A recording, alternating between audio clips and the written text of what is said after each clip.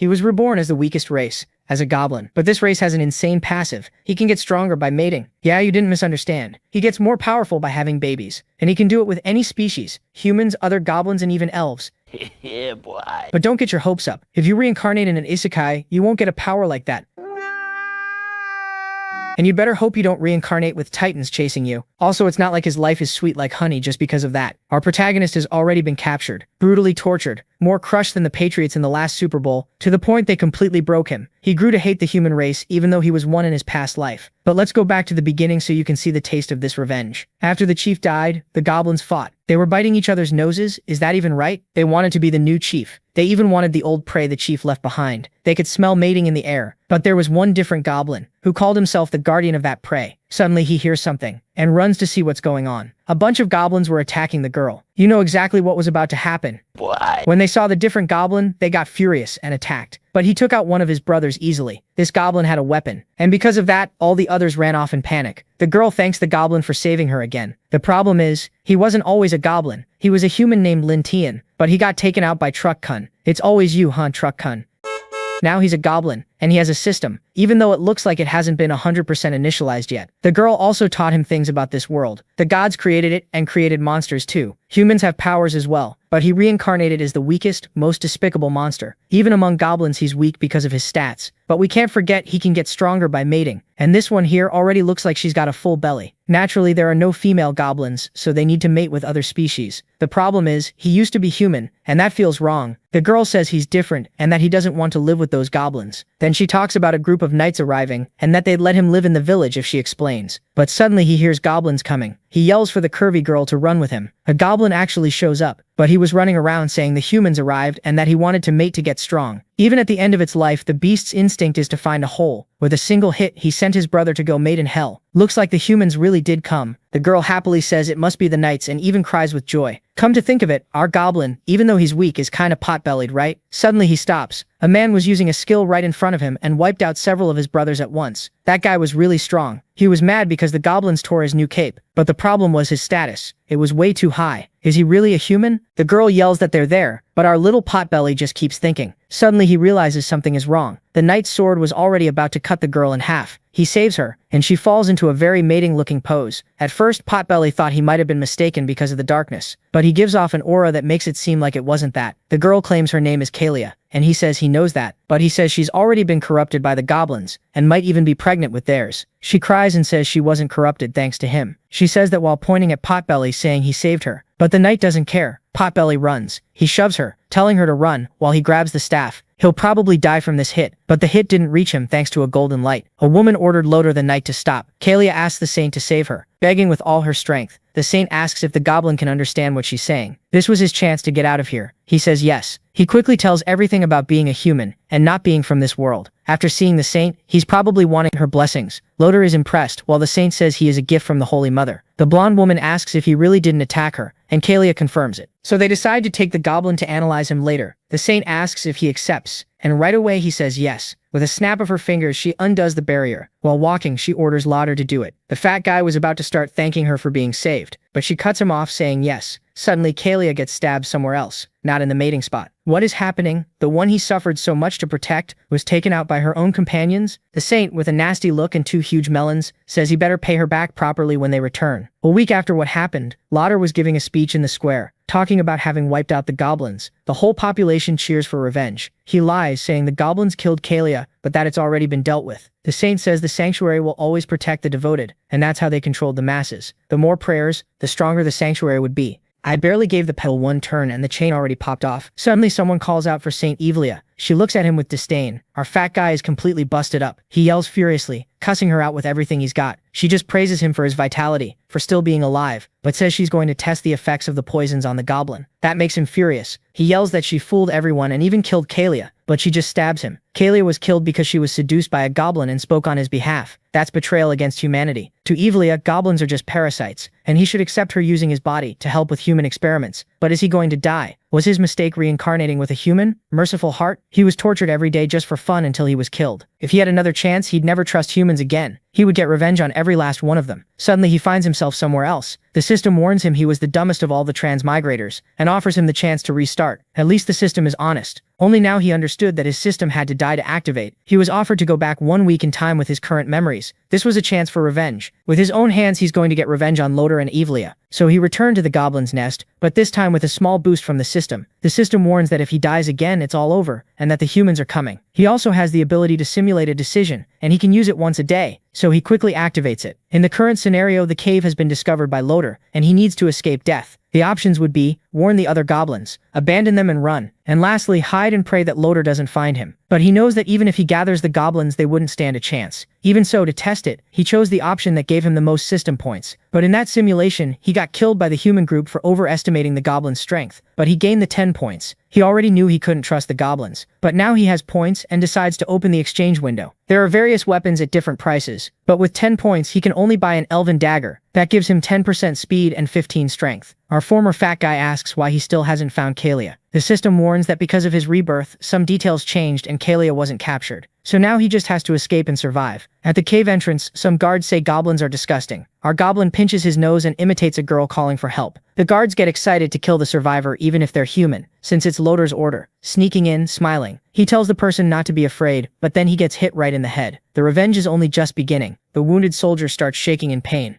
The other guard walks over, asking why he's taking so long, not realizing what's happened. Lintine smiles, thrilled that the plan is working. Quickly, our boy rushes at another guard, his super sharp dagger making the guy freeze, clueless about what's happening. Lintine snaps a punch into the soldier's face, and the man starts to crumple. Fueled by rage and pure agility, the kid leaps on top of him and goes to work. Just like Lintine guessed, the dagger is insanely sharp. He carves a huge cut into the soldier, and the guard panics, collapsing to the ground, thinking it's over. The soldier asks if Lintine can speak the human language. Then he begs for mercy, pleading with the kid not to finish him. Trying to tug at Lin's sympathy, the soldier pulls out a photo of his family, saying they're waiting for him at home. When he sees the kid hesitate and realizes Lin understands him, the guard calls Tian smart and claims he was only following orders from the Holy Order. Then he tries to buy trust, promising gold and young women, fresh and juicy, all while planning to grab his weapon and strike. Thinking Lintine got distracted by the bait, the guard lunges like a sneaky rat, calling him a stupid beast. But the soldier doesn't get what he expects. With speed and that brutal dagger, Lintine cuts down the sneaky rat before he can even reach him. The kid kicks off the first part of his revenge. Our protagonist is dead set on making the most of his last chance at reincarnation, in a world where humans betrayed him. Lintine feels more and more certain his revenge will succeed. Then he hears Loder's voice nearby and thinks the captain is coming to capture him. He puts his plan into motion, and takes the guard's clothes. Leaving the area with the soldier's outfit in hand, Lintine says he'll soon find Loder and Ephraia. At that moment, the captain and the saint arrive at the spot where the guards were taken down. Loder wonders if goblins could really have finished off those soldiers. Ephraia thinks a little monster that took out 2 guards might be a mutant. The captain tells his ally that if that's true and the news spreads through the village, the consequences could be catastrophic. Stepping on the fallen guard, Loder seethes, calling him useless for losing to a single goblin. Meanwhile, the sadistic Ephraia lights up at the thought of a mutant little monster, saying it'll be a lot of fun. With a dark look, almost turned on by the idea of a different goblin, the little saint says that if they catch him, she's going to have a lot of fun with it. Then we're back in the forest where the kid escaped. Lin Tian feels relieved, seeing his plan finally working, and knowing he made it out of that cave. While eating, he says he'll deal with his enemies the goblin way, using veracity to boost his stats and expand his influence.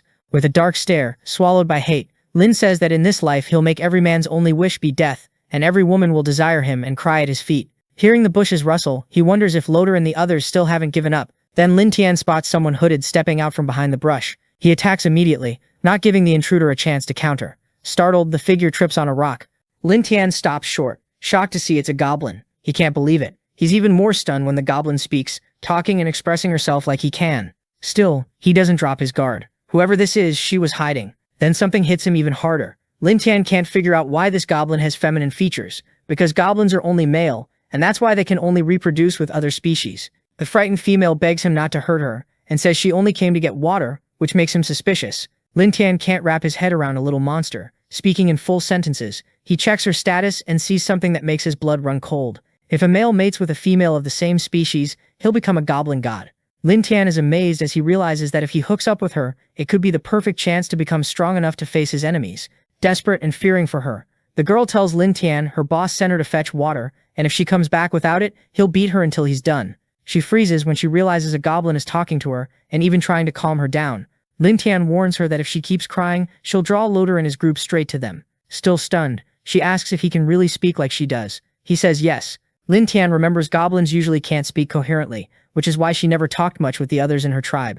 Grateful, the girl tells him he's kind. She says the little monsters usually hit her and insult her, then asks if he wants to come with her to the village. Lin Tian spots another chance to get stronger. He perks up and asks if there's really a goblin tribe nearby, but he stays cautious. He doesn't know if Loader's group is still on his trail, and finding somewhere safe matters most. Still, with revenge on his mind and power as the goal, he tells her he'll go with her to the goblin village. He admits he's been wondering where he could find subordinates to recruit, and asks her to take him to her tribe. Soon, the village comes into view. When the goblins notice someone unfamiliar approaching, they watch from a distance, curious.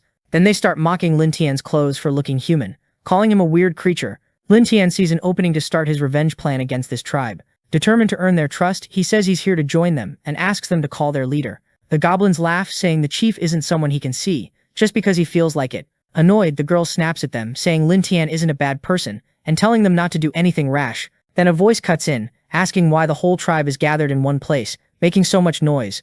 Lin Tian's eyes light up as the goblin chief finally appears. The leader storms in, furious, demanding to know who's causing trouble in his tribe. Lin Tian quickly checks the chief's stats, then looks surprised. There's a high-level goblin here. The chief turns to the girl and asks if she brought the outsider.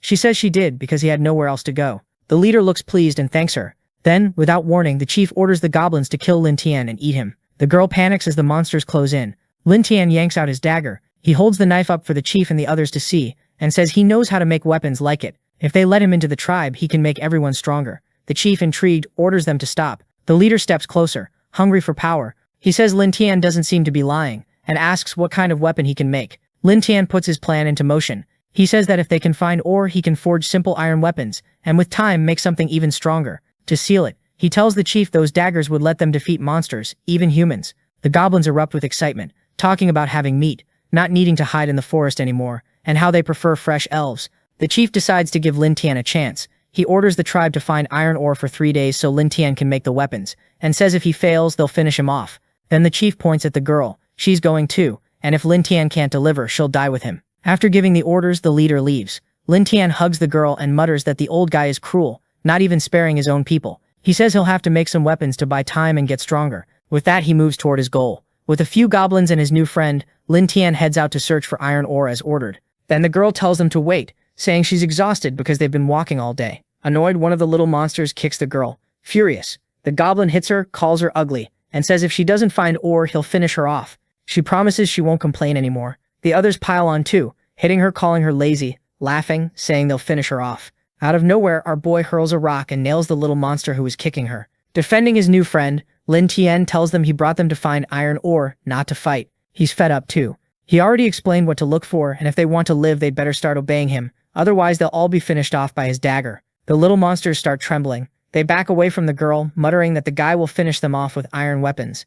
Then they threaten him instead, saying when he's done, the chief won't forgive him. Lin Tian's stomach tightens. They're right, even if he completes the task in 3 days, it's only a matter of time before he gets finished off. He looks at the girl and remembers something. If a male goblin mates with a female of the same species, he'll become a legendary divine goblin.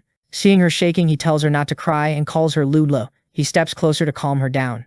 Lin Tian cups Lula's face and asks if she wants to stay with him. If she agrees, he'll protect her, give her food, a warm place to live, and she won't be attacked anymore. Determined to get stronger, he says he always keeps his promises, but they're too weak to fight and he needs her help to get stronger. Lula, excited at the chance to stop being beaten by those horrible little monsters, asks how they could get stronger. Lin Tian tells her that if she's willing to have children with him, it'll make him stronger, and then he'll keep his promise to protect her. Confused and embarrassed, Lula admits she's never mated with a male.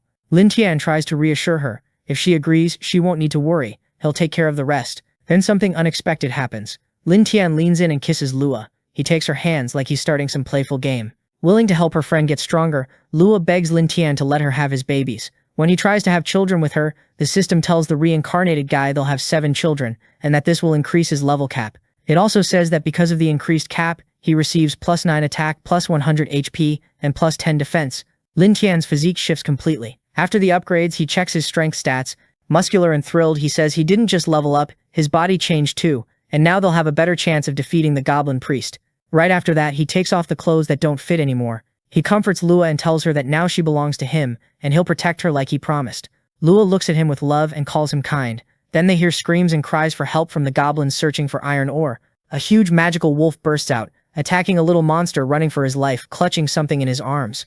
Lin Tian's surprised they actually found iron ore, but they found trouble too. Keeping his promise, he tells Lua to wait while he heads toward the magical wolf. The beast is about to devour the little monster. Lin Tian charges straight in. With his sharp dagger and new strength, he strikes the wolf in the neck, saving the goblin holding the ore. The little monster freezes, staring in panic. Lin Tian drops the wolf with that single brutal strike. As it falls, Lin Tian absorbs the beast's magical power. He congratulates the goblin for finding the ore, says the material quality is good, and orders them to find more. When they return, they'll make the weapons. After gathering all the ore they need, the group heads back to the village. When they arrive at the tribe, the goblins are amazed when they realize Lin Tian really did make an effective weapon. Right then, our boy gives them a clear demonstration of what his creation can take down, even wild beasts. Lin Tian shows the chief and the goblins a spear forged from iron ore he collected in the forest. Excited, one of the little monsters, already looking different after getting stronger on the hunt, tells the tribe he saw the boy defeat a magic wolf and save them. Trying to win the goblins' trust, Lin Tian lifts the spear and asks if they want a weapon that powerful. Everyone yells yes. The tribe chief, though, looks uneasy about the boy's success. He takes control, slamming his staff into the ground. Then the priest tells Lin Tian he really didn't lie. The chief praises him for being able to make iron weapons, but he's not done.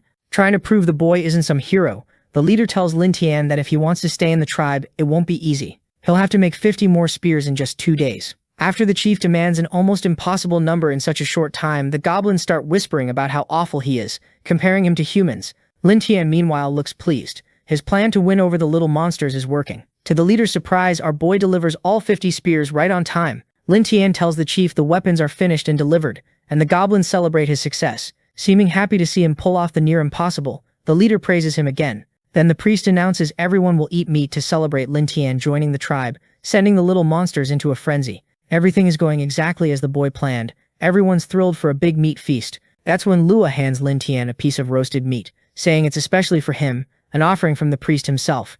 Our boy accepts it and starts eating the tribe leader's gift. Then something goes wrong.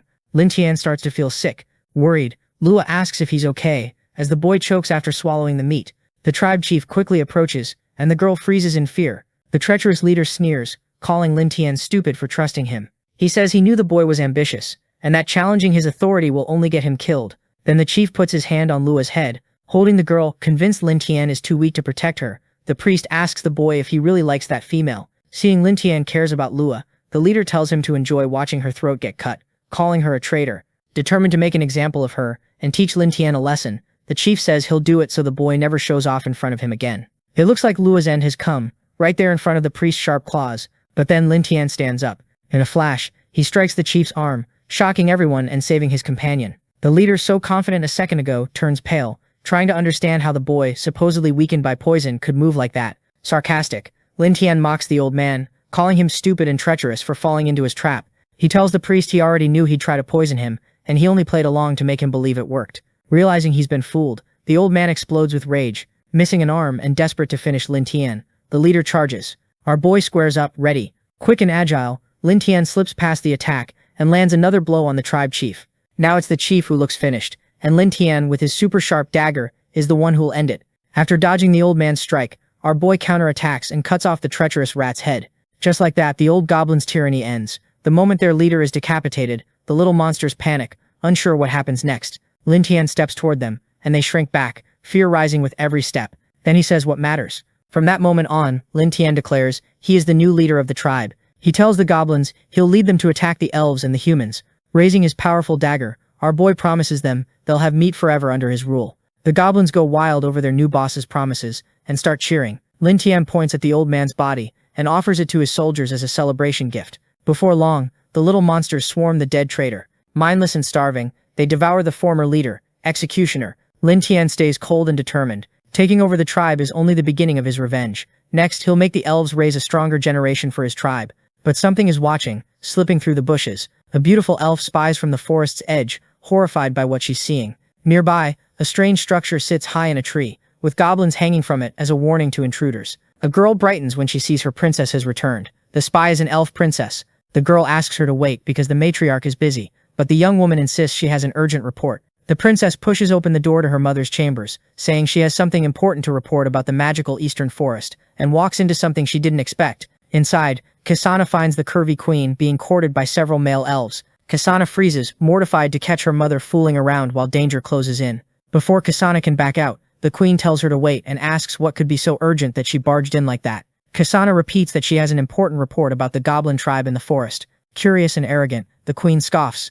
What could possibly be so urgent about weak, filthy creatures? Kasana tells her she found a big black bear eaten in the magical forest, and she doesn't believe goblins could have killed it. She adds that a few days ago she saw the old leader of the Little Monsters tribe get finished off by a mysterious young man, and she wonders if it's connected.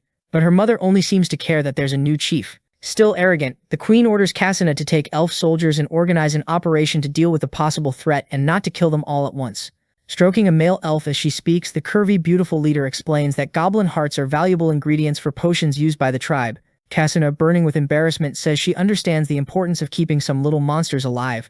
Then the naughty queen tells her daughter she's worked hard lately, and as a reward she'll give her an elf to satisfy her, or if she wants she can choose even more. Kasana, completely flustered, leaves, saying she'll investigate at night and return to report if anything happens. Back with the goblins, they plan the attack. Using branches as markers, they make a map and tell Lin Tian the Forest of 1,000 Wonders has about 30 houses in the trees. Pleased with the work, Lin Tian tells his best soldier that when they conquer the elves, he'll get 2 elf girls as a reward. The goblin practically shakes with excitement. Fired up by the promise, Lin Tian's right-hand man says he'll order the others to prepare the weapons. Lin Tian starts putting his strategies into motion. Using the intel, Lin Tian calculates 2 elves per house, 70 total, including 10 in the mines. Wanting to make his tribe stronger, he announces that from now on, they'll hunt in the magical forest. The goblins erupt with excitement. Hunting lets Lin Tian boost his stats, gain more agility, and pick up a wider variety of skills. The goblins also grow stronger in the magical forest. Tirelessly, Lua and Lin Tian hunt magical monsters, stacking skills and steadily increasing their strength. The goblins start using group attacks to bring down bigger beasts and share the stat gains.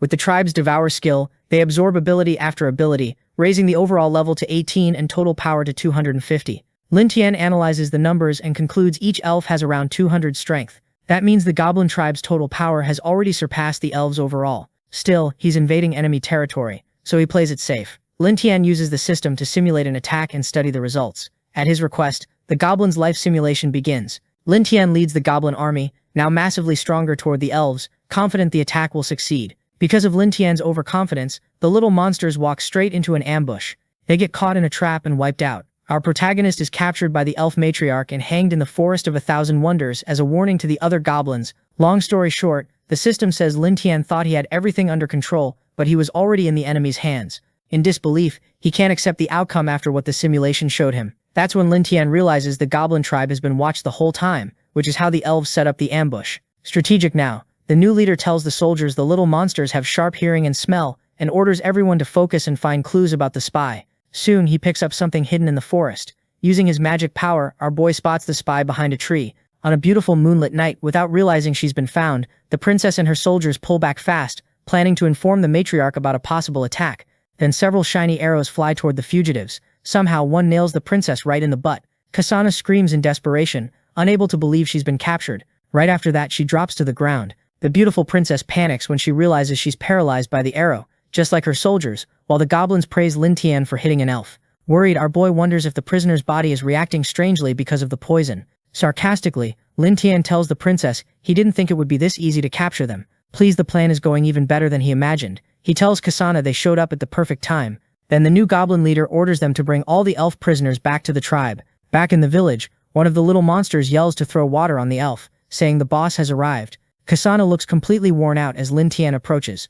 Our boy says goblin bodily fluid has a special effect on females, paralysis and arousal. It boosts their chances against the elves, since the elves are matriarchal. Furious and barely able to move, the princess demands to know how filthy creatures dare capture her, and still plan to attack the elf tribe. Kasana tells Lin Tian that without the matriarch's mercy, the elves would have wiped out every goblin already, and if they hurt her, her mother won't forgive them. Sarcastic and confident, our boy mocks the princess. Then the reincarnated guy throws Kasana to the ground, saying he finds it interesting she keeps talking about mercy. Lin Tian tells her the elves she describes and the elves her underlings describe don't sound like the same people. Her soldiers are dumb, but they don't lie. He adds that her tribe could have wiped out every goblin in the forest, yet plenty are still alive, and he doesn't buy that it's mercy. Certain of victory, Lin Tian tells the princess she doesn't need to say anything else. Tonight the goblin tribe will go to the elves and find out the truth. Our protagonist tells the soldiers they can split up the two prisoners who were taken out and devour their abilities. The leader of the little monsters looks at the princess and asks what he plans to do with her.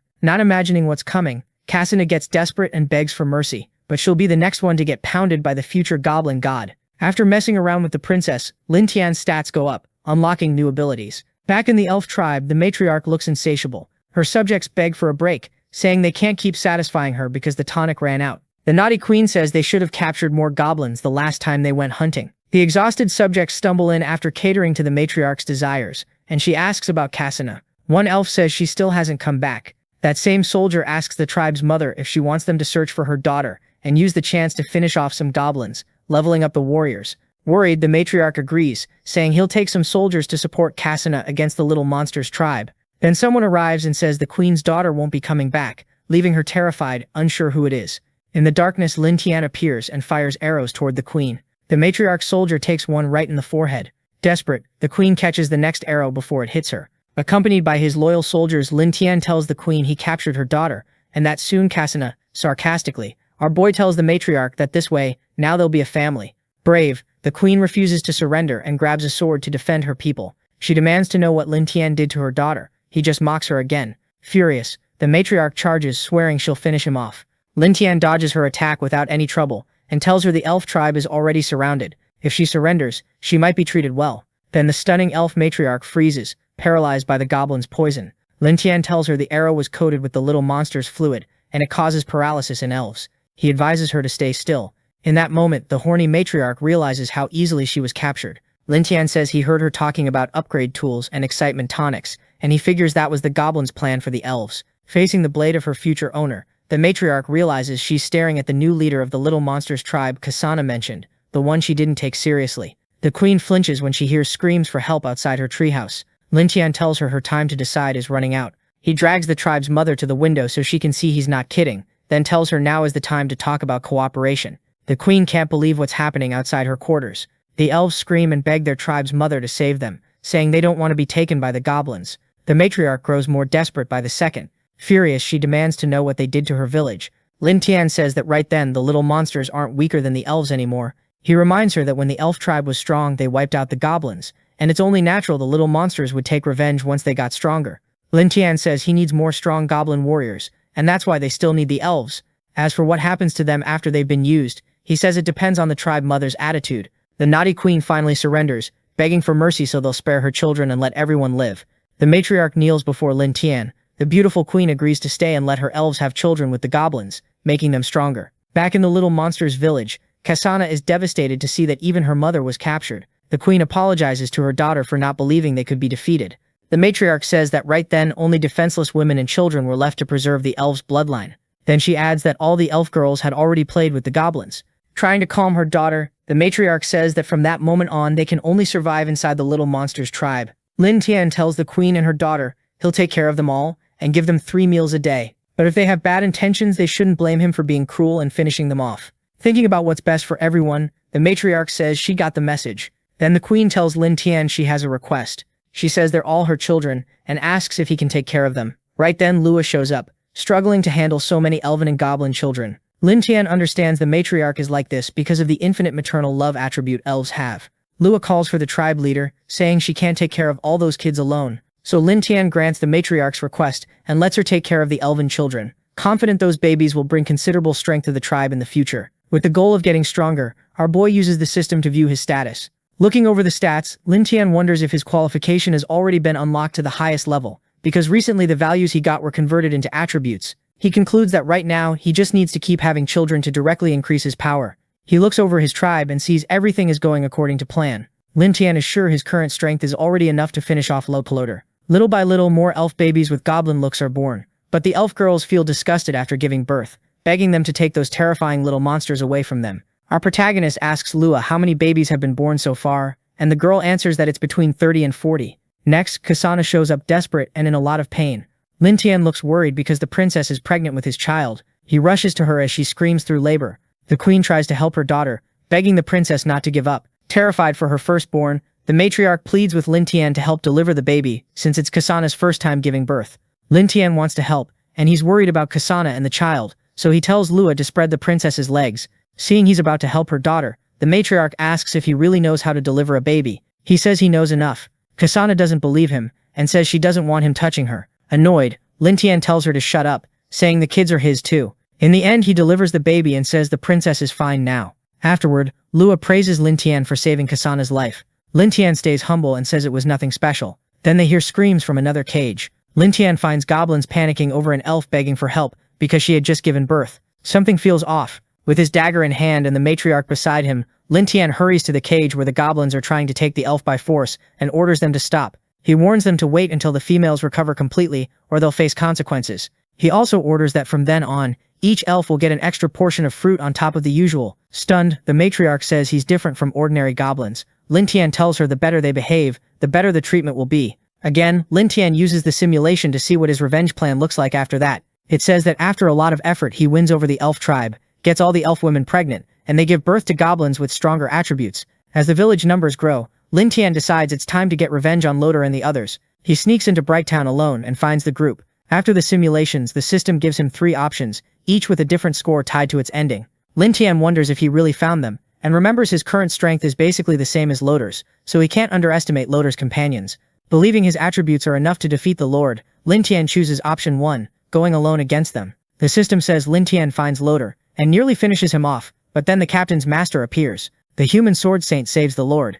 Lin Tian gets taken out by the one who saved his enemy, and afterward the group returns to the capital, and is never seen again. Against the sword saint, there's no chance to escape. Lin Tian will have to be more careful from then on. Lin Tian is stunned by what the simulation shows, trying to understand why someone that powerful would show up in such a small place. He looks at the matriarch and becomes even more certain he needs to hurry and max out his strength. He doesn't see another way, so he decides to act. Lin Tian tells Lua he needs to go into human territory for a few days, and she'll be in charge of the tribe. The queen worries he'll get taken out. Lin Tian tells the matriarch she knows about his feud with humans, and unexpectedly the elf's mother says she can cast a stealth spell on him. Satisfied, Lin Tian tells her that's exactly what he was hoping she'd say, excited by the sudden help. He tells the matriarch he didn't expect her to care about his safety. She says she's only afraid that if he dies, the goblins will be left without a leader. Thinking of her people, the queen reminds him all her children are in that village, and if he comes back alive, everyone will be safe. Lua and the matriarch promise they'll take good care of the tribe while he's gone, as Lin Tian heads toward his goal. Now in Brighttown, people walk, soldiers move through the streets in calm, steady patrols. Looks like a full security team has the area locked down. Seeing that many troops, Lin Tian can't help wondering if the Sword Saint has already arrived, but he's been gathering info all day, and he hasn't heard a single word about her. Still, all this patrolling feels off. Then Lin Tian notices a crowd heading the same way. He follows and finds people gathered around a board showing the adventurer team rankings in Bright City. Lauser sits at the top. Lin Tian narrows his eyes. Did Lauser get stronger just by taking first place? Either way, Lin Tian knows he can't waste time. If he doesn't find more clues soon, his revenge plan falls apart. As he passes a tavern, he hears someone loudly promising drinks on his tab, saying they'll drink until they can't take it anymore. Lin Tian freezes. He knows that voice. Finally, he steps inside and sees Lauser drinking like he doesn't have a care in the world. One of Lauser's companions starts praising him, going on about how Loder and Ifreya saved him from the four-armed monkey, and the girl piles on talking about how amazing their captain is. Then a member of the Bashi team cuts in, saying it's ridiculous to brag over something that small, like a weak little monster. Lauser's companion snaps, furious, and tells him to get lost and stop talking nonsense. The Bashi member fires back like a kid, saying even if there's some hero team, he'll still beat him up. The tavern owner finally loses patience. He says the dragons have entered mating season and have been snatching cattle, and if these guys are as strong as they claim, they should go stop them. That grabs Lin Tian's attention as he drinks quietly. The owner keeps going. If the evil dragons attack Bright City and the capital doesn't send reinforcements in time, the adventurers won't be able to repel the horde. Everyone's about to face the darkness. Lauder stands, confident. He says there's nothing to fear because he called his master, the Sword Saint. Together they'll join forces against the dragons and defeat them. The tavern goes silent. The warriors stare, stunned that Lauder can summon someone that powerful. Then the soldiers erupt, praising Lauder, saying that if they succeed, he'll be named the hero of Bright City. Lauder raises his voice and says he'll buy drinks for everyone as a pre-celebration for the Sword Saint's arrival and for wiping out the dragons. Lauder Tan takes it as his opening.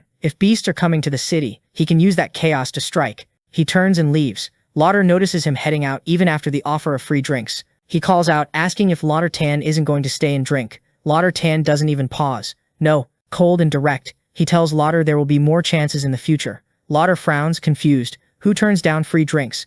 Bright City is decorated from end to end, waiting for the Sword Saint's arrival. Soon, Lauder approaches his master, who's meditating in a temple. He reports that the evil dragon's hovering distance is getting closer and closer, and they'll probably attack the city soon. At his words, his master grips her weapon and rises. The Sword Saint asks how the task she gave him is going. Lauder answers that the 10 dragon-hunting ballistas were built according to her plans. She warns him that if anything goes wrong, his reputation will be on the line. As they leave the temple, they run into a crowd. People can't believe they're standing before someone so majestic and powerful. Thinking ahead, the Sword Saint tells Lauder this is a special moment. She asks why everyone is just standing around and orders them to prepare for battle. And right on cue, something approaches Bright City. A massive flying beast appears, already clutching a resident in its claws as the streets explode into panic. The Sword Saint's eyes sharpen.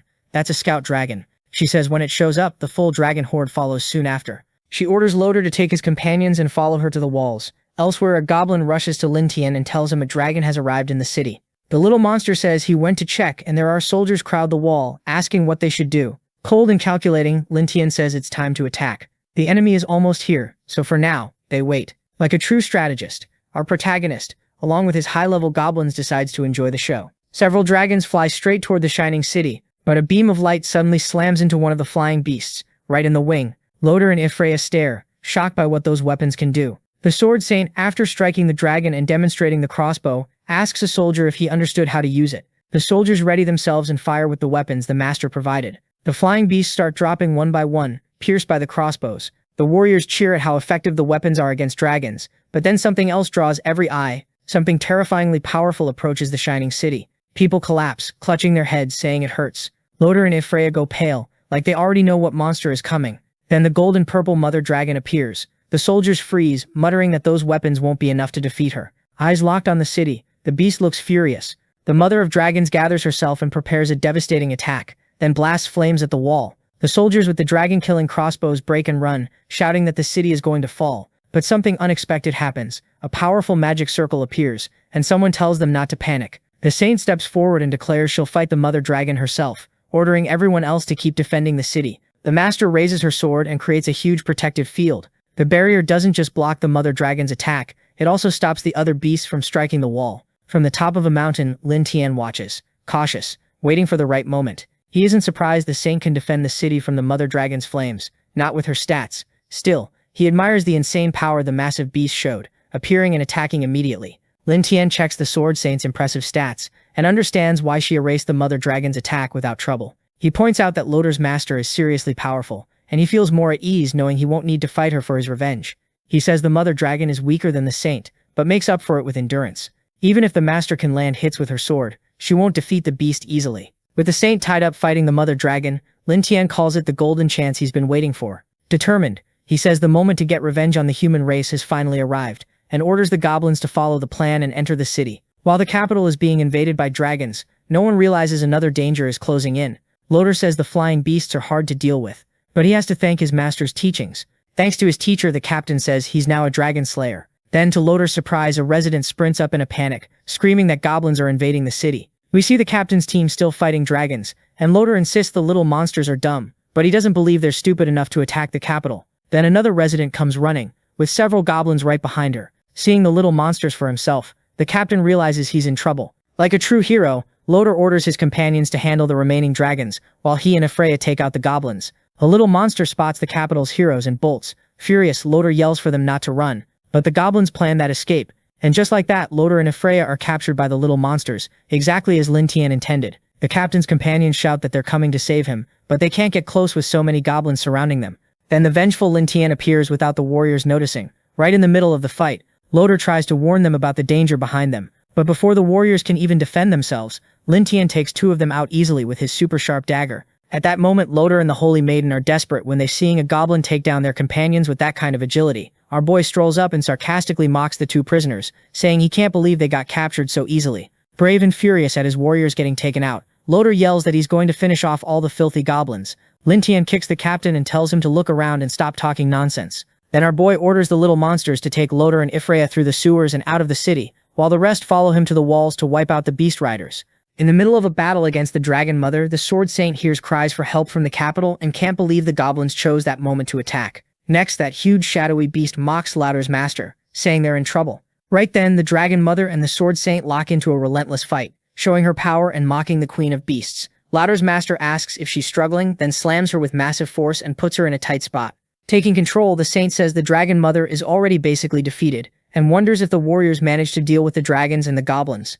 Then a huge explosion goes off on the wall. The chaos in the city pulls the Saint's attention, and the Dragon Mother, who was almost going down, says the little monsters showed up at the perfect time. Realizing the Shining City savior is distracted, the Dragon Queen escapes fast. While fleeing, the Mother of Beasts tells the Saint that when she recovers, she won't forgive her, leaving the powerful warrior furious that she let that massive beast get away. Full of rage at not finishing the Dragon Queen, the Shining City savior swears that sooner or later she'll go to Dragon Island and finish them all. After the chaos in the city finally ends, the Saint returns to the ground, irritated to see that Loder and his group couldn't even wipe out simple goblins. One of the warriors tells the city savior that the captain and Ephraia were captured by the little monsters. The Sword Saint can't believe it. The warrior says those goblins weren't normal. Right then, a member of the captain's group tells the Saint the little monsters were as strong as the great races, and not even Loder could beat them. Furious and thinking about getting her warriors back, the Shining City savior says she'll go to the Enchanted Forest and exterminate all the goblins. But a resident grabs the Saint's arm, begging her to stay in the city, because if the dragons or the little monsters come back, they'll be finished. Then everyone starts begging the savior to stay, saying they're citizens of the temple and the empire and should be protected by her too. In that moment, the Sword Saint agrees she should protect them instead of chasing a member of the hero's party, because that's her real responsibility. Back in the Goblin Village, everyone celebrates when they see the tribe leader has returned. The tribe's little monsters are stunned to see Lin Tian came back with human prisoners. Without mercy, the Holy Maiden is thrown to the ground. One of Lin Tian's soldiers orders the prisoners not to cause trouble. Loder is surprised to see the goblins captured several elves. Ephraia says she believes there's a hero in that tribe. Loder asks if she's recovered yet, and she answers that the poison in her body is strong but her sacred constitution will soon be complete. Hearing her talk about her powers, Lin Tian sneaks up and mocks her, saying he can't believe she recovered so fast. The girl panics, asking how he knows her name and what his intentions are in capturing them. With a dark look, Lin Tian steps closer to the Holy Maiden. Our protagonist, hatred burning in his heart, digs his claws into the girl's thigh. Ephraia screams in desperation from the pain while Loder can only watch, unable to help her. The captain yells for Lin Tian to stop torturing his companion, but for shouting at the goblin tribe leader, brave Loder gets hit by one of the little monsters. Furious at Lin Tian, the captain asks if he understands the consequences of capturing them, since the Sword Saint will find them and wipe them out. Confident, our boy says Loder's master will be his prey too. He's just waiting for the right moment, and even if she tries to look for them, she'll never find them. Continuing with his plans, Lin Tian tells the goblin Kaoang that he'll be responsible for everyone of the second generation, and orders them to go into the forest to hunt some monsters. Knowing sure he'd be hunted by humans, our boy decides to speed up his evolution and run a questionnaire.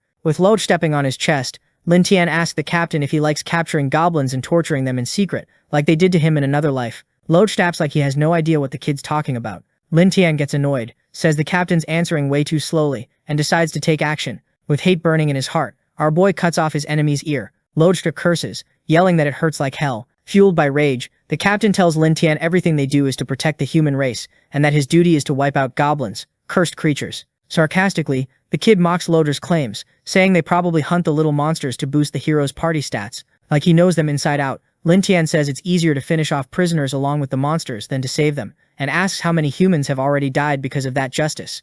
Loder looks genuinely shocked by the accusation. Ephraia, already worn out, can't believe it either, wondering how a simple goblin knows so much about what they do. Consumed by hatred, Lin Tian tells them both that unlike them, he doesn't need to pretend. Since he's an evil creature, he's going to teach his enemies a lesson. With barely any strength left, Ephraia asks Loder to save her. Then the girl starts begging for mercy. Loder panics when he sees his companion being tortured. Lin Tian tells the Holy Maiden he's going to throw her own words back at her. The lesson is only beginning, so she better hold on tight. Next, our protagonist grabs the prisoner by the neck and says he wants her captain to watch what's going to be done to her. Darkly, Lin Tian hands Ephraia over to the goblins and says he wants to see how much she can take after everyone tortures her. Loder can't believe it. He's really going to be forced to watch his companions suffer, unable to help. The little monsters start closing in on the Holy Maiden, just like their leader ordered. One goblin walks up and tells another it's his turn to stand guard over the prisoner. The guard says Lin Tian ordered them to keep her alive. We see how weak Ephraia has gotten after all that torture, and the guard says she's still fine, just like ordered. Loder tells his companion to hang in there.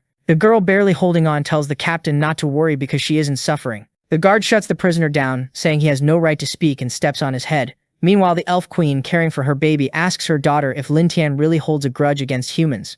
The girl stresses they're in trouble. Hearing her mother's doubts, Lua shows up and says the boy already mentioned he would take revenge on humans, so yes, he probably does hate them. Starstruck by Lin Tian, the elf queen points out how determined he is, how he never lets an insult go unanswered, and that's why he's the most special goblin she's ever seen. The elf makes an embarrassed face, thinking that even in that area he's powerful. It feels weird to her, like she wants to be even more won over by him. Meanwhile, somewhere else, a goblin reports to the MC that the second-generation elves who went out hunting have returned. They came back early, with a bunch of prey on their backs. The frantic goblin tells the boss they're back, and he's level 33, with stats so developed they almost match the MC's. He's impressed. The MC asks why they came back so early. Was the hunt really that successful? The goblin says they killed all the monsters nearby and could only go west in the forest, but they found big goblins massacring other tribes. The MC asks which western tribe was being slaughtered by the big goblins. Another goblin says it was the Bloodfang tribe. When they split into teams to look for monsters, they found several tribes with their mark. The MC thinks it's interesting they're all big goblins. If they captured their leader, it would be perfect for the resistance plan against the humans. The captured captain starts laughing, calling them fools. They still dared to dream? The knights would crush them quickly. The MC turns and says if he hadn't opened his mouth, he wouldn't even remember the human existed.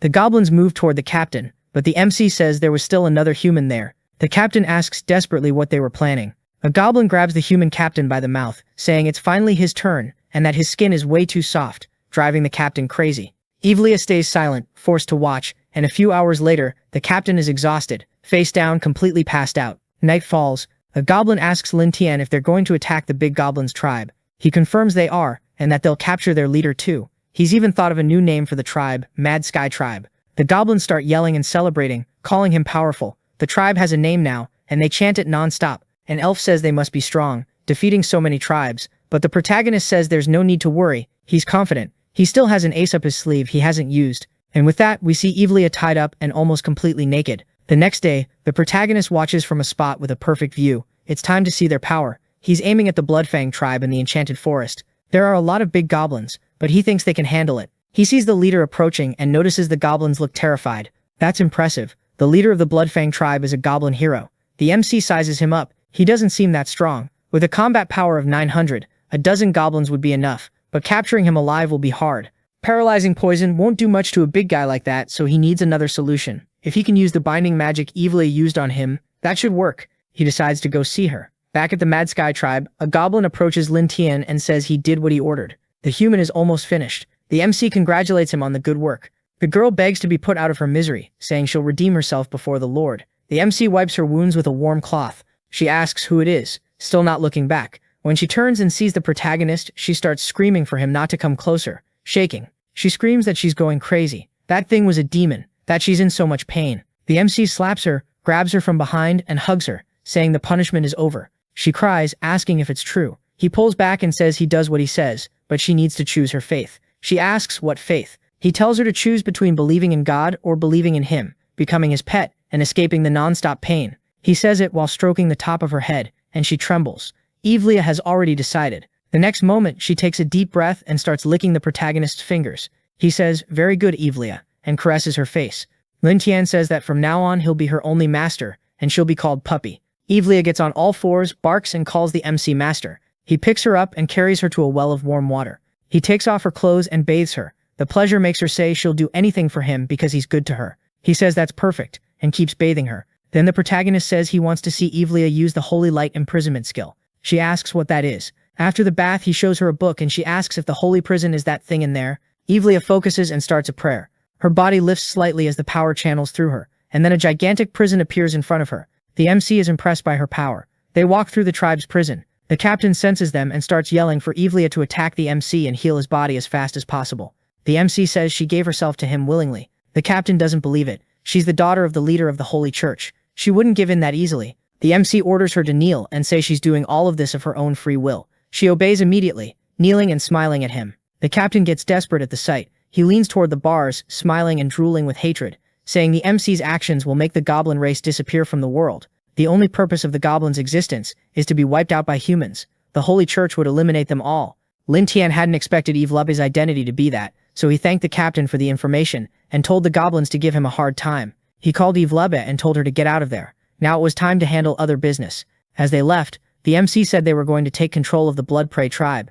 At the tribe's hideout, a goblin reported to the chief that everything was ready. Trembling in fear, The chief stood and announced they would attack the tribe to the south, capture all the elves, and have fun with them. The goblins went wild, shouting about their chief's power. Then someone yelled that a goblin had broken in and was looking for the chief. The chief turned, sneering. Where did this lowly goblin come from? The MC stepped forward. He said he was a heroic-level blood-prey goblin, with intelligence similar to humans, and he was there to talk. Some goblins muttered that he must be a mutant. He said no, he was just a bit smarter than normal goblins.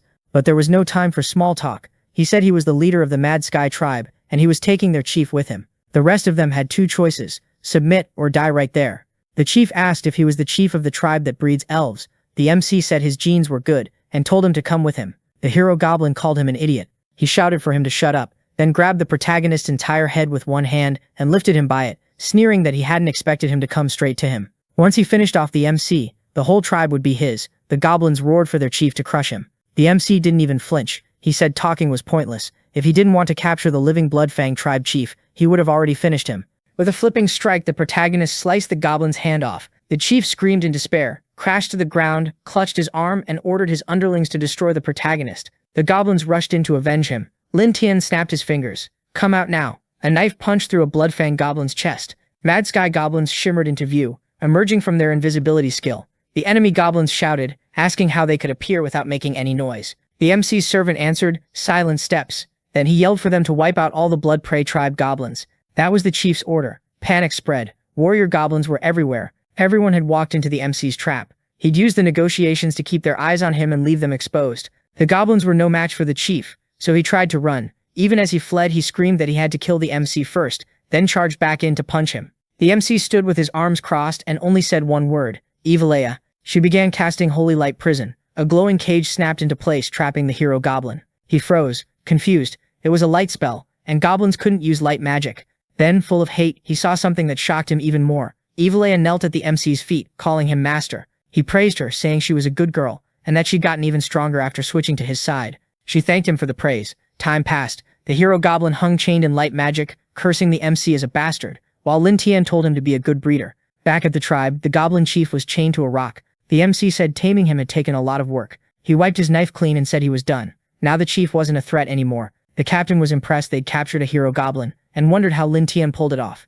Lin Tian spoke to Lugia. He told her to let the other goblins handle the artificial insemination task. She only needed to supervise. She said she would. He handed Evilea over to Lugia and said she was under her care now. Lugia agreed. Then he told the elf queen to help him prepare, because he was going to meet a friend. She asked if it was really a friend. He said yes, an extremely important friend. Judging by Lugia's arrogance, the human forces would arrive soon, and they might not be able to face them.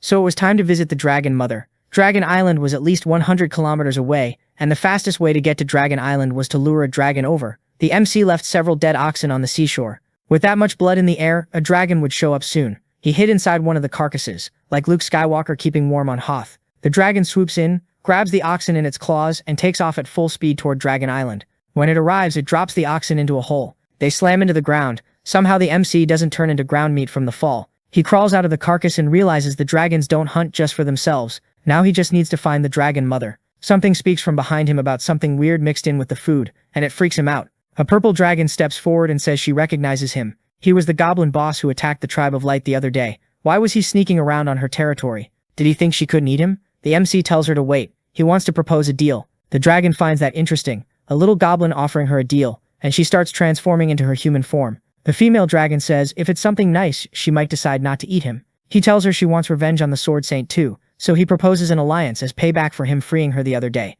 The dragon's impressed that someone so inferior would dare go up against the Sword Saint. It makes her curious.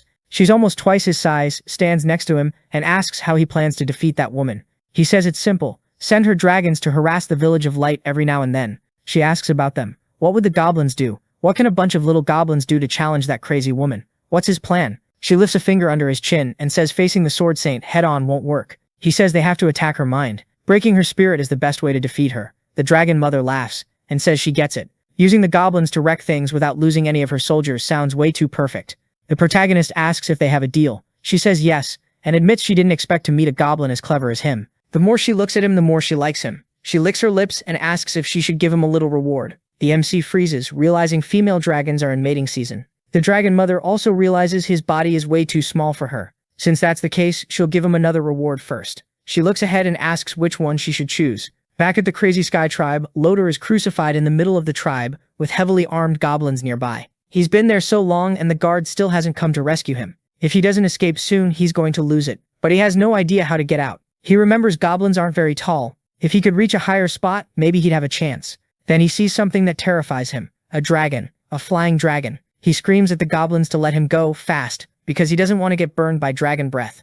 The goblins panic too. One elf asks how it got there, and another says there's someone on its back. The dragon lands in front of them all. Sitting on top is none other than the protagonist. He steps down, pulls back his hood, and says he's back. The goblins stare, stunned. He tells the dragon to rest right there and not leave. The goblins erupt, shouting that Lin Tian is way too incredible, celebrating with huge joy. Loader is dumbfounded. Is he really a goblin? He prays the Order of Knights comes to save him soon. In the City of Light, several knights approach the city center. They bow before the Sword Saint, but she says time is running out, and they shouldn't worry about formalities. It's time to put together a rescue plan as fast as possible. The system warns the MC he's entering a new storyline and has 3 options. Keep killing monsters, create more goblins, or fast forward a month. He realizes the third option means the Sword Saint won't attack him during that period, so he chooses it. He'll get 20 points. The system starts speeding up time and says the corrupted forest no longer gave him any experience points. He'd gotten 20 points, and the reward was 20 times his life score. Time jumped forward by a month. The protagonist woke up and the system informed him the time skip was over.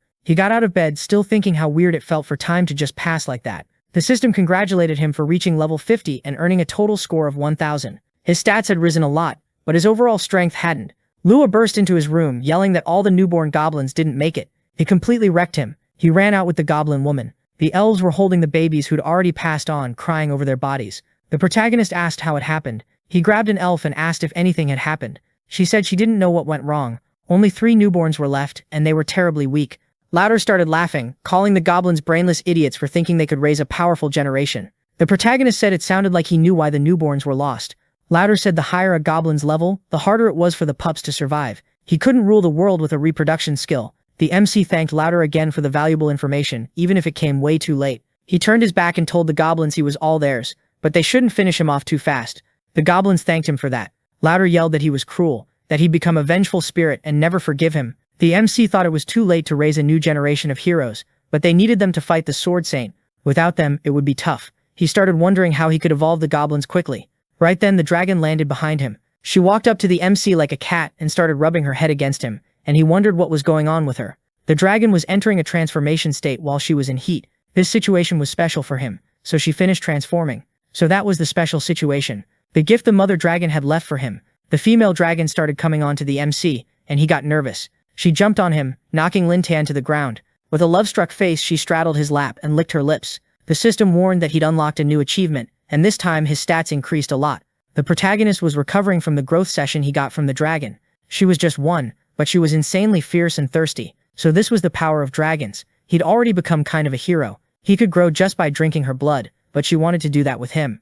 She showed up behind him again, even fiercer, saying she still wasn't done with him. He screamed in desperation, telling her she had things to do before coming back to him. She had to give her blood to the goblins, and then she could come back. She charged at the goblins ferociously. They got confused and panicked. It looked like she was about to chop them into little pieces. Night fell. The goblins gathered around a campfire. After drinking the dragon's blood, they'd evolved a lot, but they could evolve even more. The protagonist sat off to the side on the dragon's paws while she slept. He stared at his hands, amazed by the dragon's power. Not just him either. Every other goblin had evolved into the hero class too. Still, their overall power was a bit below what he expected. It was time to get some gear. He told the system to open the shop. While he looked through the items, he thought that as the leader of the hero tribe, he had to be strong to keep his authority. The system showed he had 180 points to spend, enough for advanced practical equipment. He spotted an elemental crossbow that absorbed elements and could fire elemental arrows. It was small, perfect for long-range attacks. He also saw a skill called Unarmed Defense, which let him parry 3 weapon attacks while unarmed. It cost 80 points. The skill was powerful, the kind that could save his life in a showdown with the Sword Saint.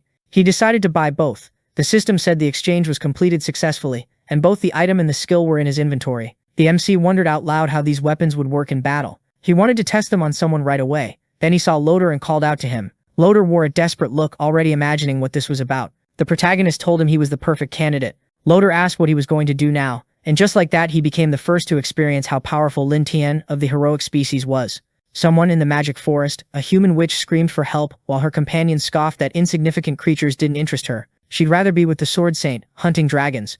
A third adventurer said the mother of dragons was way too big a problem anyway, and this job was easy. He finished by saying they shouldn't waste the chance Loder had given them to earn glory. The witch noticed something up ahead and warned the others. They readied for battle. A giant spider dropped in front of them, and the fight began, even though the little witch was terrified of spiders. The archer loosed a perfect shot straight into the monster's head and shrugged. It was just a level 3 bug. No need to make such a big deal out of it. The warrior told them to wait. Something else was coming. A giant goblin charged in.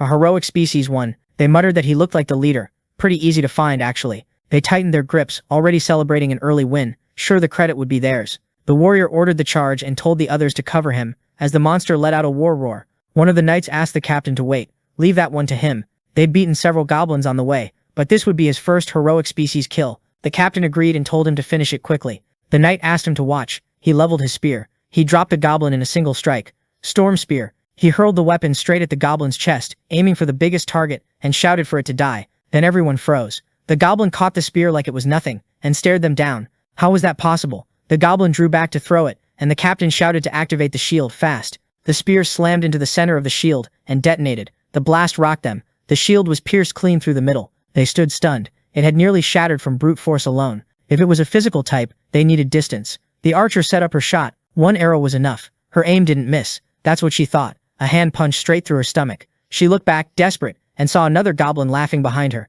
An assassin goblin. The archer collapsed. The swordsman yelled for them to hold formation and get the archer surrounded in the center. Now, the witch screamed for the captain to look where she was pointing. He turned. Goblins of different sizes and classes were closing in from all sides. In the forest, someone screamed for help again. Only this time, it wasn't bait to lure monsters. This time, it was them, genuinely calling for help. The goblins celebrated. The humans were theirs now. One goblin claimed the witch was his, and started to move in, but another cut him off. Loot belonged to the tribe. The chief had ordered humans captured, but one had escaped, and he didn't deserve anything. The four-armed goblin roared back. They'd already killed so many humans. They were strong enough to decide what to do with the spoils. The goblins started to rebel, shouting that they were the strongest and the tribe should follow them. One of them said Big Brother was the strongest here, so they'd follow him. He glanced at his reflection in a sword, and decided they'd take the spoils back to the tribe first. Back at the tribe, word spread that the heroes had returned. They'd captured several humans. Incredible. Their leader was named Gobu Tian. The protagonist sat quietly.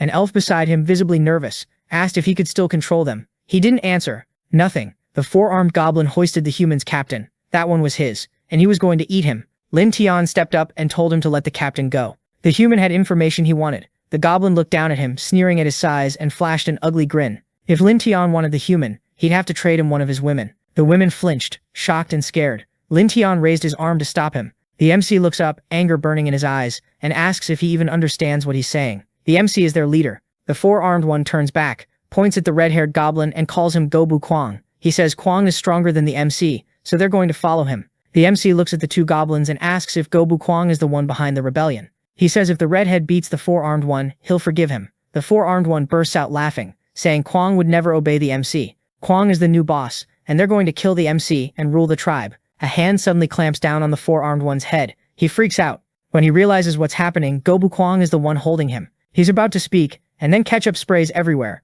Both the protagonist and the elf stare, stunned. The four-armed one lies sprawled on the ground and the other goblins recoil in fear. The redhead calls the MC leader, and says that ever since he evolved, he started to understand a lot more. He's not like those arrogant idiots. He respects the MC, but he also believes in brute strength. He calls the MC father, and says he beat the previous chief to become the new leader, so now he wants to try too. He's level 50, his stats are absurd, and his total score is 1200. The MC smiles. He gets it. The kid has the guts to challenge him with a power of 1200. Lin Tian lets out a fiery aura, and says Kwang's growth is impressive, but is he sure he wants to challenge him? The protagonist's aura looks like a Super Saiyan's.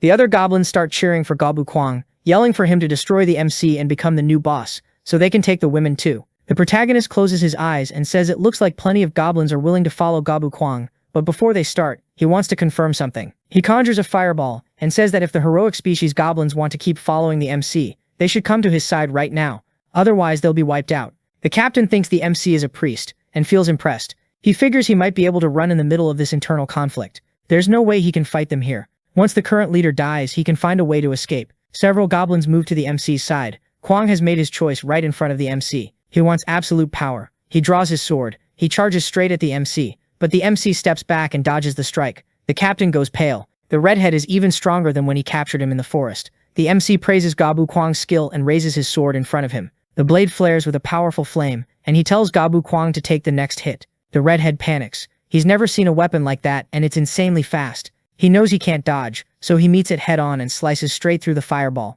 The protagonist notices and realizes the goblin really is tough. Gabu Kwang drives forward with his sword, roaring. He's more than twice the MC's size. The protagonist lets out a sarcastic laugh. Kwang's strike slams into the ground with so much force it explodes. The two humans are terrified. The goblins watching from the protagonist's side tense up, unsure how this ends. Gabu Kwang stares in horror. The MC stopped his sword with one hand. Lin Tian praises his strength again, but says it's not enough. He used the unarmed defense skill, then pulls out his crossbow. Gabu Kwang's eyes go wide as he stares at the crossbow's power aimed right at him. All you hear at the end is a scream. The MC asks if he wants to keep going. Kwang says no more. He drops to his knees in front of the MC, his face covered in ketchup. Lin Tian is still impressed by Gabu Kwang's courage. The other goblins start begging for their lives, swearing they'll never disobey him again. They kneel and shake in front of the MC's power. He calls them useless cowards. They beg for forgiveness and swear to follow him forever. He tells Gabu Kwang to stand, and a healing skill is used on him. Eve Leia is the one healing him, and Lin Tian says he's got guts. As long as the redhead kept serving the MC wouldn't kill him. Of course he wasn't going to forgive the other traitors, so he tells Gabu Kwang to crush them on the spot. The redhead thanks the MC for sparing his life, and says he'll deal with the traitors right now. The goblins, desperate, keep begging for forgiveness, but Gabu Kwang crushes them easily. Lin Tian yells for the other goblins to devour the traitors and get stronger, and the goblins who stayed loyal celebrate the MC's victory. The captain, stunned, asks what kind of mess Lauder got himself into. This wasn't some random monster, it was way worse. The MC walks up to Lauder's cross and apologizes that this wasn't the show they were expecting. Did Lauder really think those useless idiots were going to save him? He calls Lauder naive. Lauder grits his teeth and says it was the useless sword saint's fault, the one who only knows how to hide in the city like a coward. Then he starts laughing, yelling that everyone there was useless. What impresses me most is he still hasn't completely lost his mind from all that despair. The captain admits he underestimated the MC, but tells him not to get too excited. The sword saint would show up as soon as she defeated the mother of dragons. The protagonist crouches in front of the captain and asks if he really thought the dragons would attack the city on their own. Things were going great for him. The captain laughs and asks if that means everyone in the squad and the City of Light were being played by him. He asks for a quick death, since he'd already given all the information the MC needed. He'd rather die than end up like Loader, so he asks the MC to grant him that, while Lin Tian stares at him in silence. The MC says he'll grant his request. Someone yells, Sword Saint, and she wakes up with a start. Sitting up in bed, she asks what the rush is. The dragons had been defeated. Did the knights come back? The knight says yes, but starts stammering. She tells him to stop stammering and say it. He says only one person from the squad came back. The others were wiped out. The Sword Saint jumps up in shock, still in lingerie, and I've got to admit that was way too nice to look at. Now fully dressed in her armor, she heads to the infirmary to see the survivor. He's still in terrible shape. She asks how he got hurt and what happened to the other knights. The adventurer says they ran into a group of goblins from the heroic bloodline and begs her to go save his companions as fast as she can. Nearly passing out, he warns her to be careful, because the goblins are abnormal. Then he finally stops talking. The healer yells for him to hang in there, and someone says it can't be just a bunch of goblins. A knight snaps that he doesn't care about bloodlines. They'll be exterminated like the lowly worms they are. The Sword Saint tells him to wait. Dragon invasions have been getting more frequent. They could attack at any moment, and she can't hold all of that back alone. She orders part of the troops to be sent out, and reinforcements requested to protect the City of Light. When the time was right, she herself would wipe out the goblins and the Dragon Mother. The knight tries to protest, and the mage asks if they have any chance of coming back alive. Someone steps in, cutting through the argument, and says she doesn't need to send reinforcements. Arrogance leads to defeat, and that's why the Order of the Silver Blade fell. It's Kasimov, captain of the Order of the Death Knights. He tells her to leave the rescue and the hunt for the goblins to him. The Sword Saint says a whole squad was defeated. Does he really think he can do it alone? He says he once faced 4 Titan warriors alone and survived, and even if those goblins are from the heroic bloodline, there's no way they can hurt him. Then he takes off his mask, revealing a face half burned through with a huge scar, and says they just need to wait for the good news. Back at the village, the MC asks the system to start the life simulation again. The system tells him about the Sword Saint's orders for Kasimov to attack the village, and that it would be a huge loss for the MC even if he won. The MC wonders if Kasimov is really that strong enough to cause massive destruction to the village. The system he gets 3 mission options: change the village, prepare for the attack, or capture Kasimov first. He picks the last one and receives the mission to fight Kasimov. The reward is 20 points, but before moving, the MC needs to know who Kasimov is. In the middle of the village, a loud laugh rings out. Lauder is celebrating Kasimov's arrival, saying the goblins won't stand a chance. Their time has come. The guy already defeated several Titan warriors. The MC glances back and says Louder seems to trust that man a lot. The MC asks what Titan warriors are. Louder says they're powerful fighters, created with Titan genes by the enemy kingdom, capable of ripping monsters apart with their bare hands. Everyone's doomed, Louder insists, laughing as he mocks them. The MC says Kasimov has a few tricks up his sleeve, but Louder keeps yelling they'll be torn apart and skinned alive. Lin Tian thinks it's better to be careful. Maybe he should send someone first to test Kasimov's abilities. In the forest, Kasimov rides on horseback, following the trail left by the adventurers and goblins. The woods are empty, which feels wrong. He finds the remains of the Silver Squad and calls them useless idiots. The smell of blood is strong, intoxicating, and it excites him. Maybe this time he'll get to have fun destroying everything, however he wants. He hears cries for help behind him and turns, trying to place where it's coming from. He spurs his horse toward the sound. When he arrives, a blonde woman is kneeling on the ground, naked and trembling. He asks who she is, but she doesn't answer right away. She turns her back, and Kasimov recognizes her face. She calls his name. It's Evlea, begging him to save her. He shouts, stunned, that she's still alive. Riding closer, he asks if Loder is still alive. Crying, she says she escaped the goblins, but Loder isn't with them anymore. Kasimov tells her to point out where the goblin tribe is. She says it isn't far, but they're really scary, and Kasimov grows suspicious. He rides toward the tribe. Evlea screams for him to get her out of there, but he's already far away, yelling for her to figure it out on her own. He still has a mission. Kasimov's class gives him an attribute bonus whenever he works alone, and another when he takes down enemies. With Loder dead, Kasimov thinks that's perfect, no one to get in his way. He just needs to ambush them and stack the bonuses. Galloping forward, he rides over a rope and triggers a trap. He's thrown as his horse crashes to the ground. Kasimov flips and lands without injury. He looks back at the attack, and the one coming after him is Evlea. He demands to know why she still hasn't left. Evlea raises her staff and casts Holy Light Critical Strike, hitting Kasimov dead on. He yells, asking what she thinks she's doing. She says the master ordered her to defeat him. She casts again Sacred Impact, and hits him squarely once more. Purple smoke spreads in front of Evlea. Kasimov casts Soul Devourer. He grabs her by the hair and asks what kind of spell she's under to dare attack him, but she doesn't answer. He licks her shoulder and says, in that case he won't go easy on her. He doesn't like killing only monsters. He's interested in peeling her skin off. He points his sword at Evlea's neck and says this is a good chance to rack up bonuses. A voice says they get why he dared to go alone and try to wipe them out. The MC stands behind Kasimov, sword in hand, saying Kasimov's class stats and gear are pretty messed up. His sword has a power called Mortal Harvest, boosting crit damage by 90%.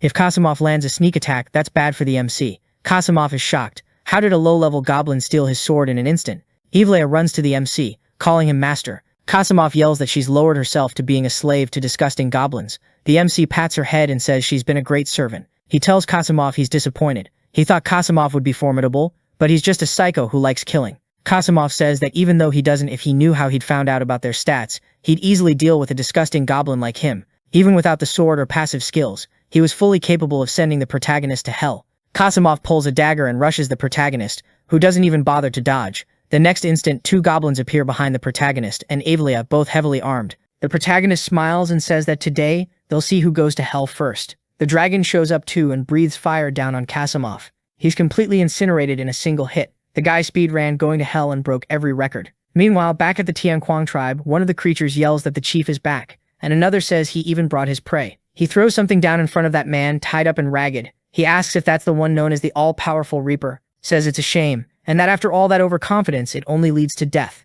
The man says the other one is dead. Shouting about the sword, he calls her a miserable witch, and says it was a bad strategy to send men to defend the city. The leader thinks he can focus on evolving rare-type goblins now, and that this body will provide useful nutrients. He tells Gobshan this prey is the first one for him, and orders him to share the leftovers with the others. The goblins crowd in, excited, thanking their chief. He thinks that goblin was chosen because he has a better chance of evolving into a rare. The creature starts feeding on the remains, while the chief thinks he's hypocritical and sadistic, and those are perfect qualities for it. Picking up a fruit, he thinks that for the holy sword, he checked the system beforehand, and that she only commands 3 squads of knights, and the silver blade has already fallen.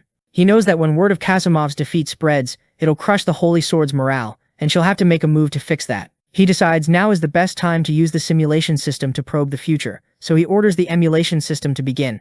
Excited, he laughs, thinking the holy sword really is an ambitious saint, but in this game he's the one who'll win in the end. Then he leaves and tells one of his underlings to gather all the goblins, saying that tomorrow he'll lead them to pull off something big. The goblins obey. Determined, the goblin leader thinks it's time to wipe them all out. Somewhere else, someone asks how the person was discovered. A gentleman says he's reporting to his lord, and that he was found outside the city. A woman says it was only one day, while another knight asks how those simple bastards could have killed Asimov. The woman says they've failed several times to wipe out the goblins, and the existence of that dragon can't be a coincidence. She concludes there must be some scheme between the dragons and the goblins, using the city's citizens and trapping them there in an ambush, and says they need to do something. She shouts, signaling for the Battle Roar squad and all members to head to the capital to reinforce it. Sometime later, several are riding toward their destination. One of the men says that even if they keep rushing to the capital like this, it'll take 4 days. He asks what will happen to the city's defense if everyone leaves, and asks to let him go alone to reinforce the capital, so they can protect the saint and the city. The other woman says he doesn't understand, and that this is her plan, because if they run into a goblin ambush, at least one of them can escape and warn them. She adds that if the saint's forces defeat the goblins, the dragon outside the city won't be a problem, and that the real problem is them attacking this city with no defenses. While the knights say that's the plan, she says her job is to protect the knight's operation and send reinforcements to the city, and that they need to be quick. The man finally seems to understand. Suddenly the knight stops his horse, startled. One of the men says the bridge was destroyed and asks what they're going to do. The girl says it was broken on purpose, so they need to take a detour. But the captain says they can't, because that could be a plan to force a detour and set up an ambush. Since the bridge was destroyed, the spot is safe. He orders them to cut down trees and rebuild the bridge so they can get across before nightfall. Time passes in the forest. Finally, the bridge is ready again. He says time is short and they need to hurry to cross it. The girl says it's weird that it suddenly got dark. The knight looks up and freezes. This is not good. A huge dragon rises over the bridge. Someone shouts to look at its back that there's a goblin riding it. Another man panics, yelling that the goblins and the dragons are allied. The goblin leader laughs, says they really work fast, and that they rebuilt the bridge instead of taking a detour. Did they really think they weren't going to get ambushed? The knight snaps back, asking if he's the one who destroyed it, swearing he'll kill him himself. The dragon breathes fire over everyone. Flames slam into the bridge as the knights scream for everyone to run. Fire spreads fast. The terrified girl talks to the captain about the bridge and curses those goblins. The knight vows he'll capture the leader and torture him to death. The goblin leader tilts his head. Is that all? He says he wants to see if they can beat his goblins and the mother of dragons that's coming. Someone yells they're surrounded by goblins.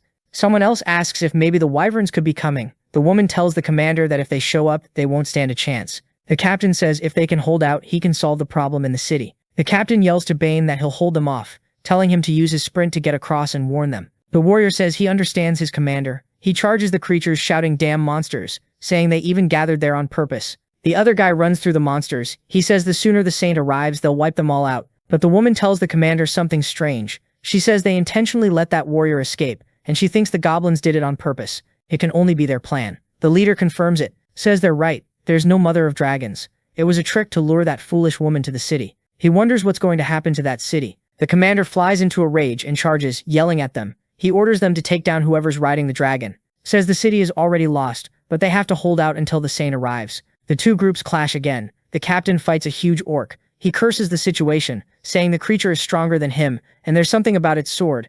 Then it hits him. The orc is using Kasimov's sword. The goblin leader taunts him, saying he's not that tough. Says time is a little short as he pulls out a weapon. Then he jumps off the creature, dropping toward the ground. He says he'll finish off those knights before the saint arrives. The next moment, the goblins watch several knights on the ground, hit by an attack. The knight thinks he can't take it, cursing the situation. He realizes he underestimated those goblins. Then he gets hit in the head. The goblin leader says their time is running out, tells them to devour everyone quickly before the saint arrives. The creature says yes and thanks its boss. Sometime later, the saint arrives with her army. She tenses, thinking they got there too late. They find only the knight's remains. That warrior curses and says he'll get revenge for them. She says not even the bodies were left. Asks if that means the dragons teamed up with the goblins again. He says he saw a goblin who could control the dragons, and that he must have been the leader. The woman is surprised and asks him about it. He explains the goblin ordered the dragon to breathe fire and destroy the bridge, and that the commander and everyone else must have been killed by the goblins and the dragon. She says there are only a few dragon fire marks, and they look more like what's left of the goblins, adding that there aren't many dragons coming. Then she notices something and goes pale. She starts retreating, saying it was a bait strategy. She orders them to return quickly, because something is going to happen to the city. That warrior gets scared and says this can't be real. In the city, it's total destruction. The saint stands in the middle of it, staring at the tragedy. She drops to her knees and asks herself how this could have happened, saying this can't be true. She watches a child crying for his father. As he hugs him, the woman tells him not to do that, but the child tells her to go. She turns away and says they only pretend to protect them. When the goblins came, they were nowhere to be seen. She calls her a bad person. They ask who would even want her apologies if she can't protect them. What kind of saint she is. They say they need her, but she can't protect them. The girl doesn't know what to say. She just takes it, shaken. Everywhere she goes, people whisper that she's useless, that she can't protect them. A woman says he did it. Even without meeting her, he completely defeated the saint by crushing her spirit. She thinks she's eager to meet this guy, and time passes. Night falls on the goblins' tribe. The tribe leader walks among them. As the goblins murmur that he's back, he asks Gobdi how he handled the tasks from today, and whether there were any complications. Gobdi says the raid on the city was a success. He reports that some even surrendered willingly to save their lives, and they were captured. And as ordered, he sent a cart of gold to Kayuria and escorted her and her family out of the city. The leader praises him and says that from now on, he and Gobshana should prioritize devouring magical creatures. He thinks Kairia was the only one who believed in him in his previous life, and he believes the sacred sword is completely defeated now. Somewhere else, dragons fly above a forest. He thanks the mother of dragons for her help. She says she heard the saint collapsed in her bed and can't get up anymore, and that it's satisfying, but he needs to ask if she'll keep sending dragons. She asks what he'll give her as a reward. Flying back and forth every day is exhausting. The goblin leader tells her to look at something, but the woman suddenly kisses him. She says what she wants as a reward is him, and asks what he thinks about that. He asks if she's messing with him. She says she doesn't care if the mother of dragons ends up with a big belly, but she warns him not to get it wrong. If he refuses, she'll be pretty upset. He says not to take it the wrong way, but asks how a simple goblin could be worthy of the mother of dragons. She looks thrilled. She says he's not an ordinary goblin, and she sees the potential of a goblin king in him. Then she explains their ancestral dragon race has always revered strength. It's her nature. She wants to meet powerful beings and produce strong descendants. Smiling, he says, then there's nothing to do, he has to accept. The dragons around them watch. He gets an achievement, a bonus to all his stats, and he gets excited about all the stat points. He decides it's better to sneak out before the mother of dragons wakes up. He slowly backs away, thinking she's insanely formidable, and if he's forced to do that again, it could be a problem. From inside the cave, someone watches. She thinks he's just like she imagined, and that maybe one day he can lead the goblins and create a new world. Back at the goblins' village, someone screams, asking what it is. The woman asks if he's trying to push them away. He says he has the human women trapped for work now, so he can let them go. He knows elves are more useful than humans, so he wants to win their loyalty. One of them tells Kasana and everyone else that if they want to leave, they can go. The woman answers saying, "Dear mother." Our hero looks surprised by what he's seeing. She kneels and says that from what she's seen so far, he's not a normal goblin. She says she wants to stay with the tribe and follow him. He says she's smart, adding that she'll be valuable if she stays, and promises not to bother the other elves. He thinks she sees him as a trump card for the elves. One of the elf girls screams for her mother, tears in her eyes, asking how she can decide to stay. The elf girl starts saying that from now on they'll only follow their mother and the leader. Another says she's not leaving either. She's staying. The guy smiles, thinking it's what he expected. He says that since they chose to stay, they're not captives anymore, but his subordinates. He'll guarantee everyone's safety, and they thank him. He thinks that with the holy sword defeated and no outside threats, this is the best time to develop the sacred era, and the time to create heroic races. One servant complains the humans are way too small for him. The elf tells the leader they can help create others, and our hero says it seems like the only way. A goblin calls for his leader, saying it looks like one of them died and he should hurry. Our hero jolts, questioning that, and heads over. He asks what happened, but they say they have no idea. The guy was just hiding there, scratching himself up, looking like a madman. Then something weird starts happening. His body begins to change. The creature rises, laughing, and one of the goblins asks if he's coming back to life. That goblin turns into a level 50 creature, a mutant abomination with several powers. Our hero realizes that if it weren't for the stats he got from the dragon mother, he wouldn't survive. The creature says it didn't die, it just got stronger. Our hero says its strength and wisdom grew a lot, so he'll focus on this generation. 3 months pass. Back in the city of Bright, under a tavern sign, a man asks what they think. It's been a long time, and he wants to know if the holy sword will recover. Another says he doubts it.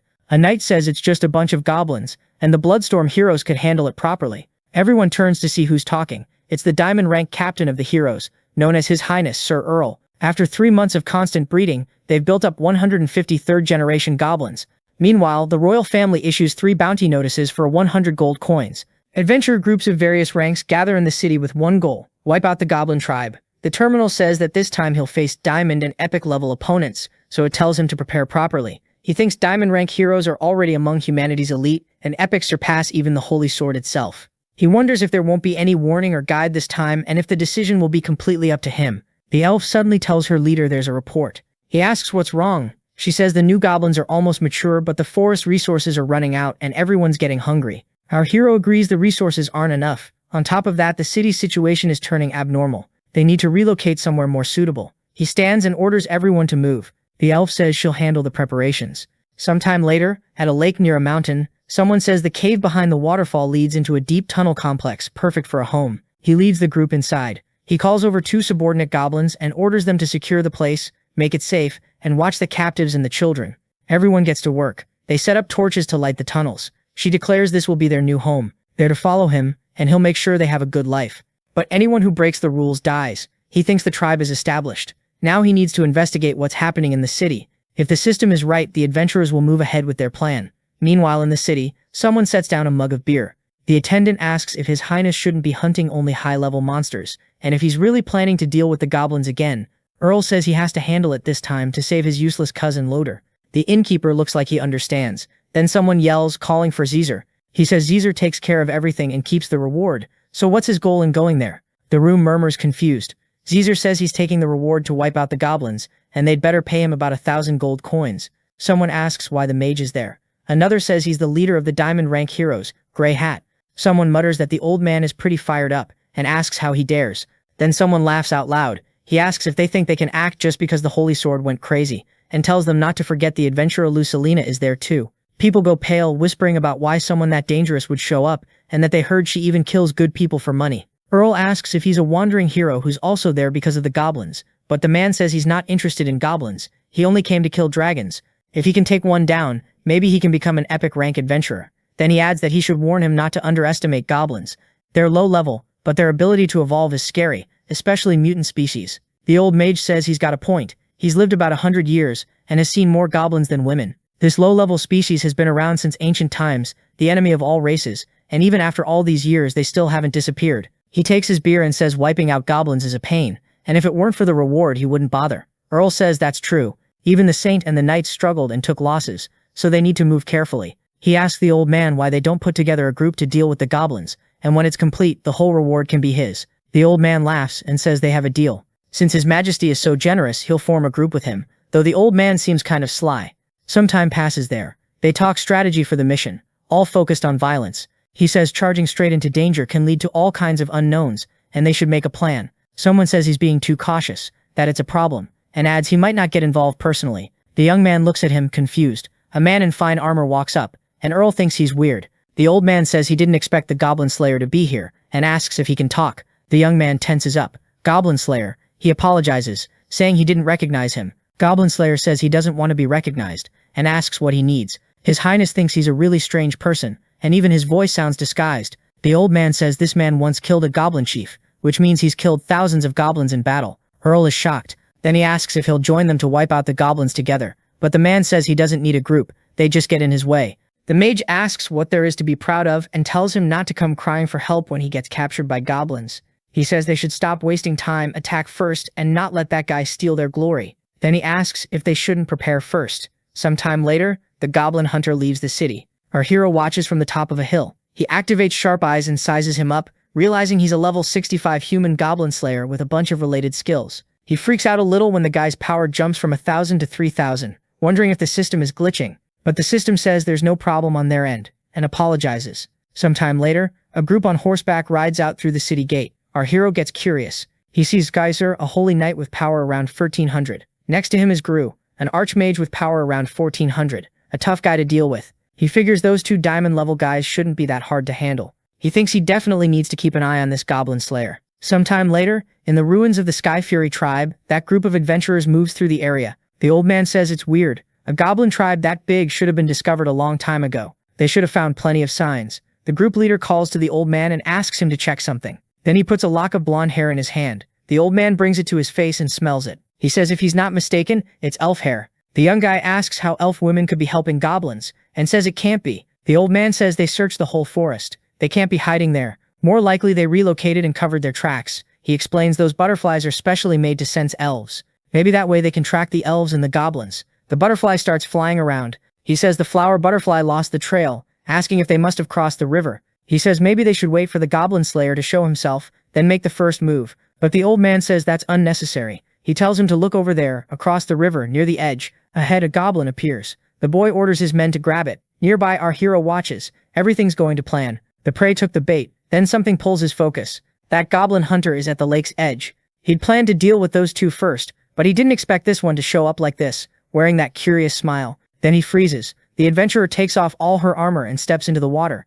revealing she's an elf. He's stunned, wondering if the goblin slayer is actually a woman. She doesn't look completely human, and her skills are exceptional. Who has the leisure to take a bath in a situation like this? That isn't normal. For the first time, he feels something unnatural. Did she notice him? Is she trying to lure him out?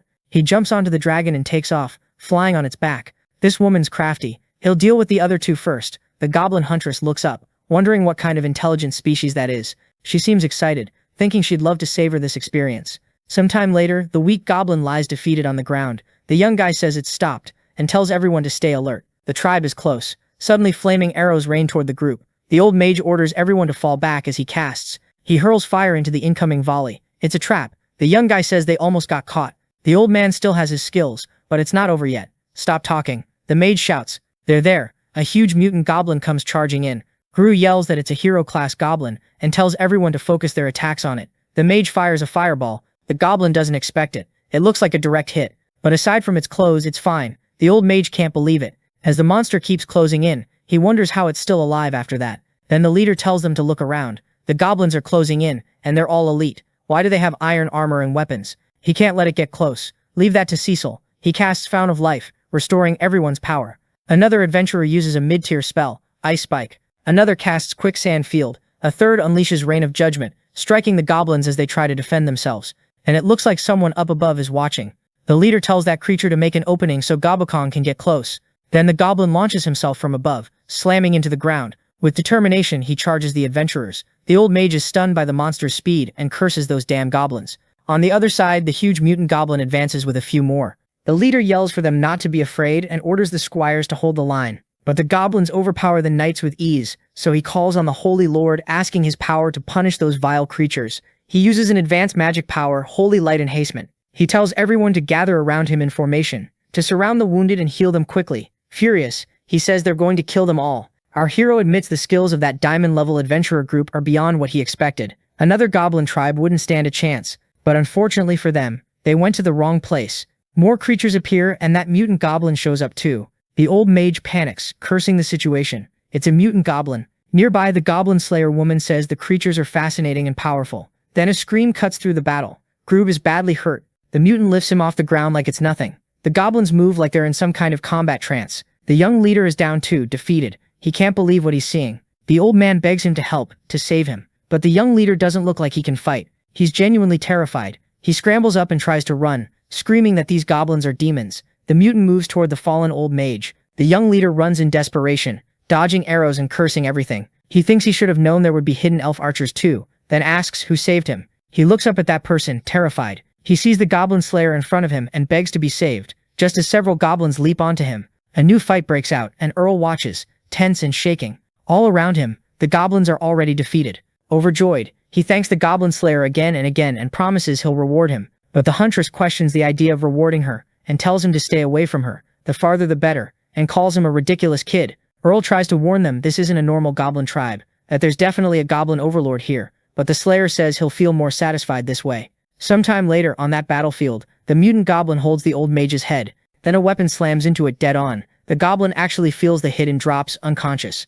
Our hero watches from above and mutters, "Goblin frenzy. What's going on?" A crowd of goblins turns as someone approaches. The goblin slayer walks up and asks if that thing is the goblin leader, because with that stupid face it doesn't look like it. The mutant creature shrieks that it's gonna kill him, then lunges in, ready to fight. The goblin slayer readies himself too. In the next moment, goblins start flying in every direction. Our hero stares, confused, asking what's up with the system. He was told there would only be normal strikes, but this looks like magic. The mutant goblin steps in and activates a skill called Mad War Transformation. In a frenzy, it charges the goblin hunter. The adventurer jokes, asking if it's an enraged bull, then laughs as he swings and chops the creature into several pieces. He grips his huge weapon with both hands and rushes nimbly at the mutant goblin, saying as he attacks that it's already dead, but something hits him out of nowhere. The hunter curses as his body locks up. He wonders if they should fall back while they can, but thinks that person is full of mysteries and could be a great tool, though a direct fight wouldn't be smart. He orders everyone to retreat and form a circle, tells them to keep their distance and attack from far away with whatever they've got. The goblin huntress is stunned that a goblin can tame a dragon,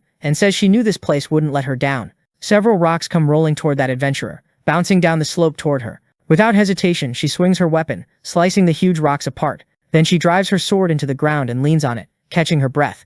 Our hero thinks they've been fighting for an hour, and she looks like she's about to collapse. Then the huntress grabs her helmet and throws the heavy thing to the ground, revealing a beautiful woman. The goblins start acting like idiots, completely enchanted. Our hero just stares, not quite believing it. Suddenly she smashes what's left of that old mage, and says the heart is the best kind of nourishment. Our hero is horrified, realizing he underestimated her. The goblin huntress keeps striking them down one after another, and then her attention snaps to something specific. The mutant creature calls her a filthy woman and tells her to die. The next moment, it gets hit by a sword crackling with energy. The goblin huntress uses her ability on the monster, and in the next instant it explodes. Our hero tenses. Who is she? If she even has a goblin devouring ability, the best option is to retreat. He yells for the elf to come with him and orders everyone to fall back immediately. The goblin huntress tells him to wait. She says she hasn't seen a goblin this smart and powerful in ages. If he lets her take a closer look, she won't just spare their lives, she'll also heal the one who got hit by the dagger. Our hero asks if she really thinks he'd believe that nonsense. The girl looks surprised and asks if he doesn't believe her. Then she starts undoing the straps on her armor. In the next moment, the pieces drop to the ground. With her armor off, she asks if he believes her now. He's shocked she dropped her weapon and stripped off her armor, and he wonders what she's planning. He starts heading down, thinking, so in that case, he tells her they should have a proper talk. She says that even though he's just a low-tier goblin, he's far beyond her expectations. Then he says he showed himself like she asked, and asks if she isn't going to heal him. Taking some kind of needle tells him not to worry, she'll keep her promise. But first he has to satisfy her. She says he looks like a low-tier goblin, but he's got the brains of a goblin king. Totally her type. She gets a little too excited, and our hero asks if she's kidding. He thinks he dropped his guard and walked right into the trap of a crazy woman. Then suddenly everyone around them turns their backs. Our hero doesn't get it and asks what's going on. The woman strolls up with a smile and says they're all under her control. They won't be able to see anything they do. Then she laughs. She jumps on him and hugs him, telling him to relax, that she won't kill him. She even says she'll stay with him, like she's already deciding what to do next. The next moment, she throws the goblin to the ground. She wonders what kind of creature he's going to become. Before he can even react, she attacks, and he's still stuck wondering if this is even real. Nearby, by a bush, Earl watches. He can't believe what he's seeing. Then it hits him, and he's horrified. The goblin slayer is a woman, and she's with the goblin. Out of nowhere, something starts creeping toward him.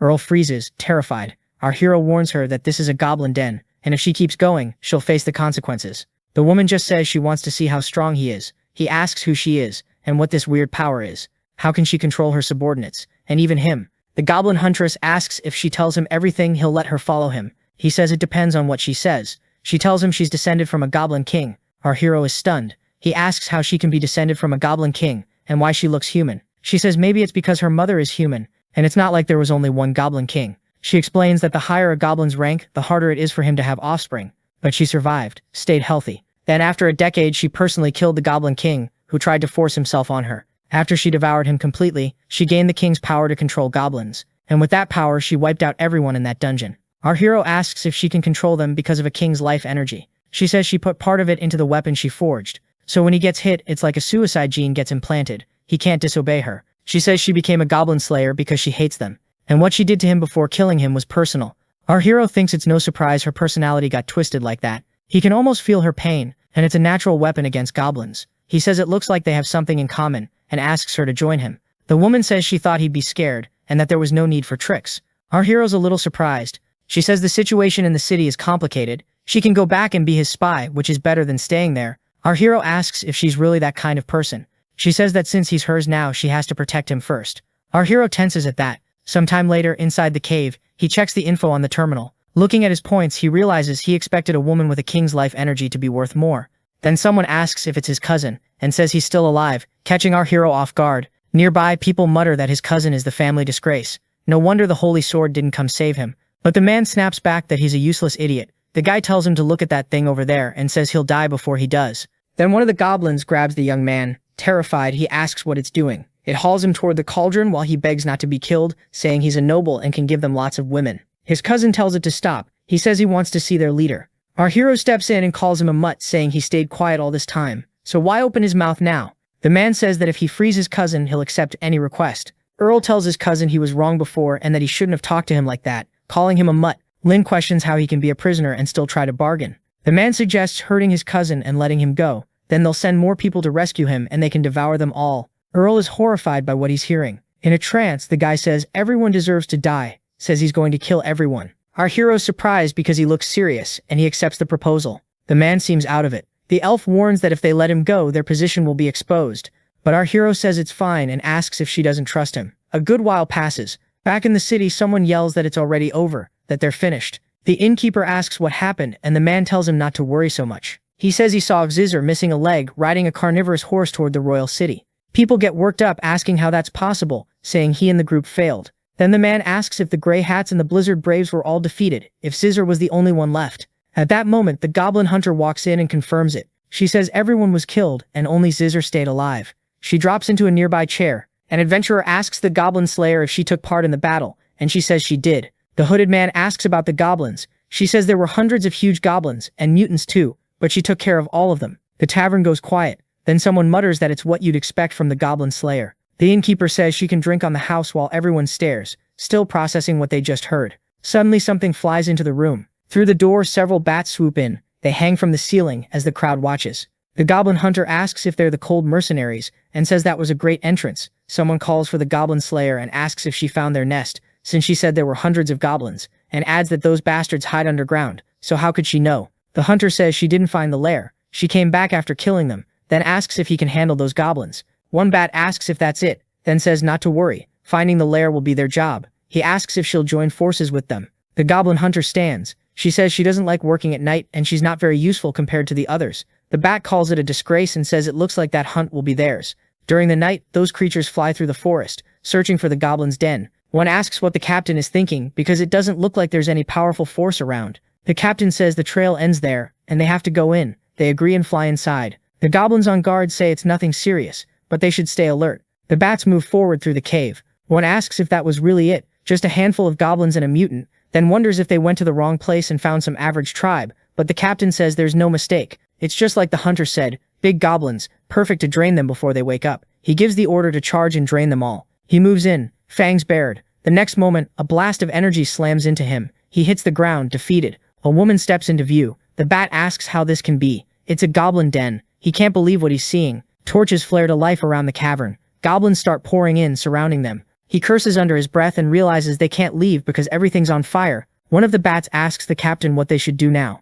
Our hero appears and asks if they really dared come there to drain them. Now he wants to see what they're capable of. The bat's captain looks at the goblin's leader, then he makes a motion, and something happens. They start spinning like a tornado. In the next moment, a woman's feet touch down. She says that since they've been exposed, they need to kill everyone, since they're just a bunch of goblins. On the terminal, it shows she's Lilith, a level 61 vampire with 2800 power. Our hero gets excited. Her stats are insanely high. He's satisfied he got their attack info ahead of time and prepared. The vampire takes flight and starts attacking the goblins, asking whether the flames will reach them first or if they'll die before that. Lynn lights up. Like this, golden energy coils around all of them. The vampires flinch and shield their eyes from the light, annoyed. How can a humble goblin use holy magic? The holy energy surges. In the next moment, a vampire hits the ground. He steps forward.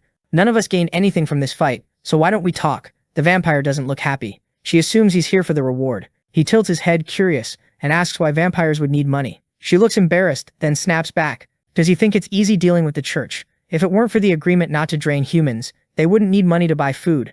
Lynn starts thinking. If he could get them on his side, he could improve his clan's bloodline. Our hero says he gets it, and asks what she thinks about cooperating. He says he can provide them with food. Something stirs among the goblins, but she cuts in. What they have isn't even close to enough for long-term supplies. Then she says she has documents about something, an essential source of life that can replace the way some thirsty monsters feed. The vampires exchange surprised looks and start whispering. Our hero waits, clears his throat, and tells them the legend. Long ago, a monster called a succubus discovered that taking this vital liquid from men has a special effect. That's what they live for. You don't need to kill for it, just extract it anywhere, and you can get nourishment and stock up. He adds that the goblins are short on everything except that. If they make a deal, he'll make sure the vampires never run out of anything they need. One vampire says she's heard of those creatures. Another asks if they're being tricked. Their leader says they'll only know if it's true if they try. Suddenly, one of them grabs her captain. She protests. They're countesses, and the count is currently sealed. Aren't they going too far? Shouldn't they wait for him? The woman fires back. For hundreds of years, how many more sisters have to die because of that?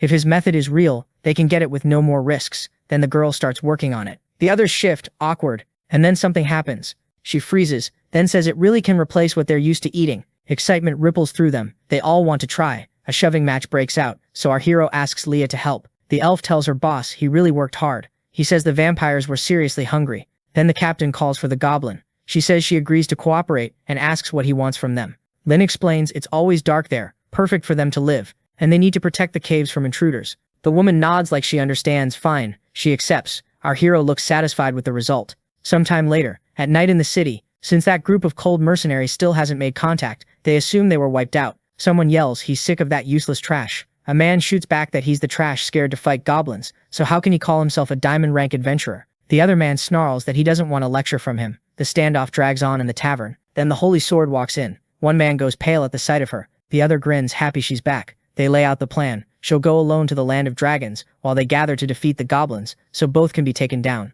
A guy asks if they can really do that now that only regular people like them are left. Someone else says it's just a bit of effort, and tells them to count on him. That guy says he'll help the holy sword keep the path of protection, and he'll organize everyone to go into the forest and kill the goblins. She nods and says she'll leave the mission to him. His name is Ellison, a diamond rank marksman. To reach the land of dragons they have to go by boat. She asks him, since she heard he has object manipulation magic, if he can escort her. He bows. Fighting alongside the holy sword is the greatest honor of his life. But what he really wants is that by the end of this mission, he can get promoted to an epic rank adventurer, somewhere else, where dragons fill the sky. The mother of dragons cradles one of the eggs when something catches her attention. She shouts, asking what's going on. A dragon bursts through the opening, making a racket. She finally says she gets it now. She didn't expect that woman to recover so fast. She carefully sets the egg on the ground, wondering why this is happening now. Then she hugs it and kisses it, leaving it gently as she tells her child to remember. Its father is a very special goblin. She starts drawing on her power, transforming, cursing the holy sword. She takes her dragon form. As she launches into the air, she says she'll settle this once and for all.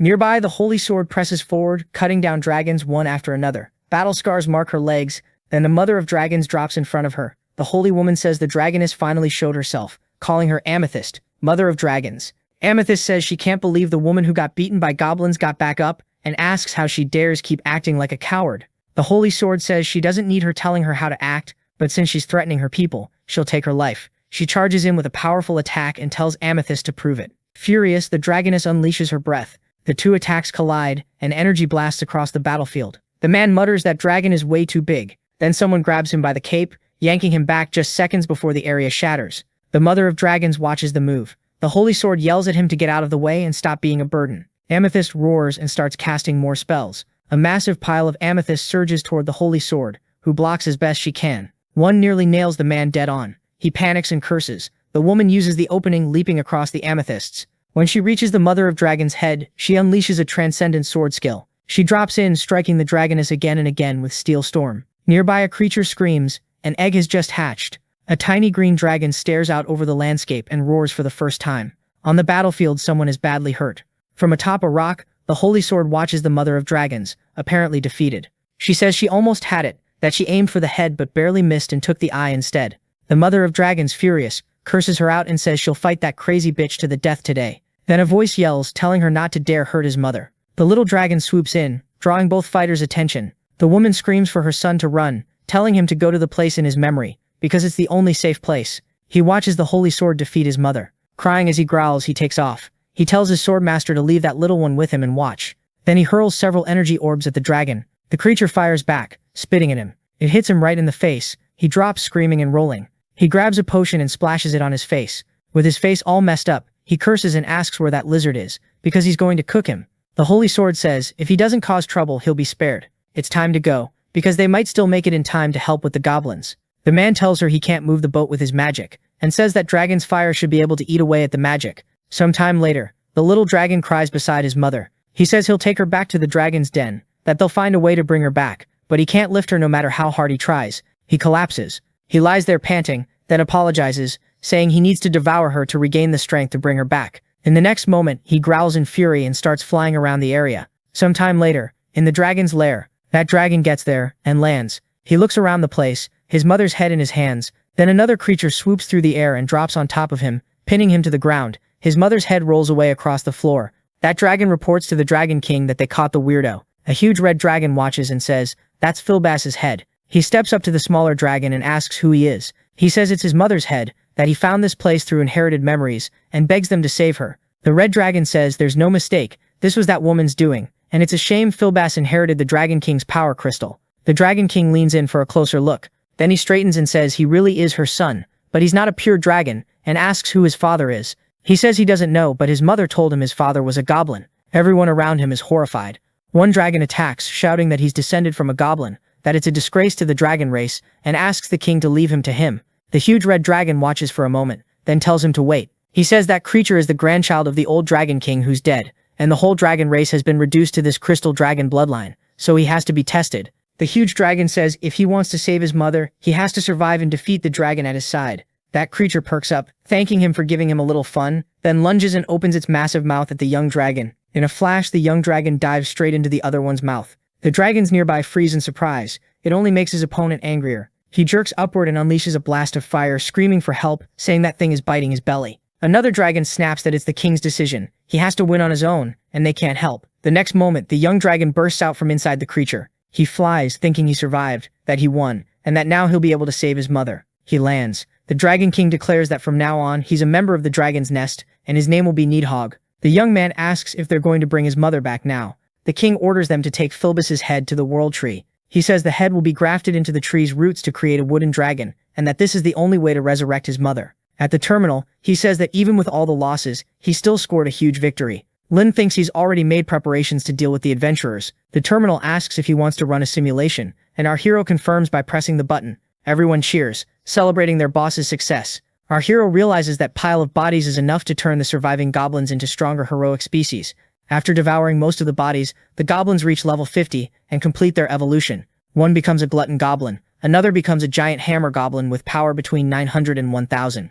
The others become dark goblins with power equivalent to 1200. Lin thinks that's why they're hated. Goblins need to devour to level up, unlike humans, who only need to defeat enemies to level up, and it doesn't matter if the other side is from another race or group. Someone walks up and says he didn't expect him to be so resourceful. The vampire says it's been a long time since she fed on humans. She adds that as a reward she sent someone to find out where the saint is, and our hero asks her to tell him. She says that after she learned several adventurers died, she left the city on horseback, planning to call in the legendary adventurer party. She warns him to be careful, because she used to be a member of the Holy Sword. Our hero asks if she's outside the city, and says that's perfect, because he can finally get some fresh air. The vampire is surprised he doesn't seem scared, and that he even smiled. Suddenly a goblin comes running, calling for his boss, saying something bad happened. Not far away, a group of goblins from another tribe is coming to their cave, and our hero is shocked. He says there isn't a goblin tribe within hundreds of miles, and wonders if they could be the previous owners of this cave. Nearby, some goblins climb up the walls.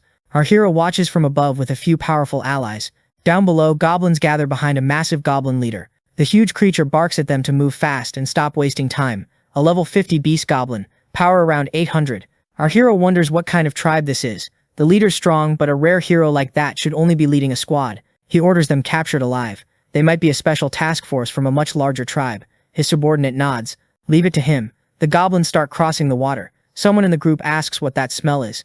The goblins insist they don't smell anything. He says maybe some food slipped into the cave, so they should get ready for a big meal. Then something moves. Fast. It lunges at the goblin leader. The big guy roars that there are enemies and tells everyone to get ready to fight. The goblins shout that they'll protect the boss. Another goblin bursts through the waterfall. The goblins scream, "A mutant! Run!" The leader of the attackers goes furious, and in the next moment he's watching his group get crushed. A small creature bolts, yelling that its nest was taken and it has to report to the Lord. A crossbow bolt snaps through the air. In the next moment, the whole group of attackers is subdued. Their leader curses under his breath. Wasn't this supposed to be a bunch of low-level goblins? He spits that they're useless cowards. Then he drops, defeated on poisoned ground. Our hero looks down at him, merciless. Some time later, the leader is chained to the wall, screaming to be let out and to get out of his way. He snarls, asking how a low-level thing like him dares question him, swearing he'll devour him. Our hero says he needs a social beatdown. The creature scoffs. So it's going to get beaten by him? It says he's a male like a wild animal, so why would he be afraid? 10 minutes later, work tools are scattered across the floor. The creature screams that it was wrong. It'll answer, it can't take it anymore. Our hero asks what tribe it's from, where the tribe is located, and why it's here. The creature says it's from the Beast King tribe in the Demon Forest. This used to be its boss's residence, and it was ordered to come back and retrieve something. Our hero asks what class their tribe leader is. It says a goblin lord, and soon it'll evolve into a dominator. Ling goes pale. The creature adds they're here to get something important for their lord. If he doesn't believe it, he can go look for himself. Our hero asks if it's treasure, a magic ring, made by a ghoul clan leader. It can seal an opponent's soul depending on their strength. Our hero didn't expect something like that to be lying around here. The creature says it already told him everything, and he already has a ring, so set it free. Our hero says of course, and grabs its hand. The monster panics, asking what he's going to do. Lin says he'll let its body go, but its soul will stay. Then he activates the magic ring, ripping the creature's soul out. The monster screams in despair. Our hero starts absorbing the soul. His strength jumps by 200. He thinks it's not much, but maybe swapping it for a stronger soul would change things. The beast tribe's total strength feels comparable to the human cities. and he can use them to deal with the humans. While he's working that out, the goblin hunter asks about that creature from the Beast King tribe. Our hero surprised she knows the name, but she says it's normal. In a dark tone, she warns he can't afford to offend them. She explains the tribe is under the Great Tomb's jurisdiction, and even the Lionheart Empire isn't qualified to face them. Lion gets curious about this Great Tomb. The woman asks if he killed that thing.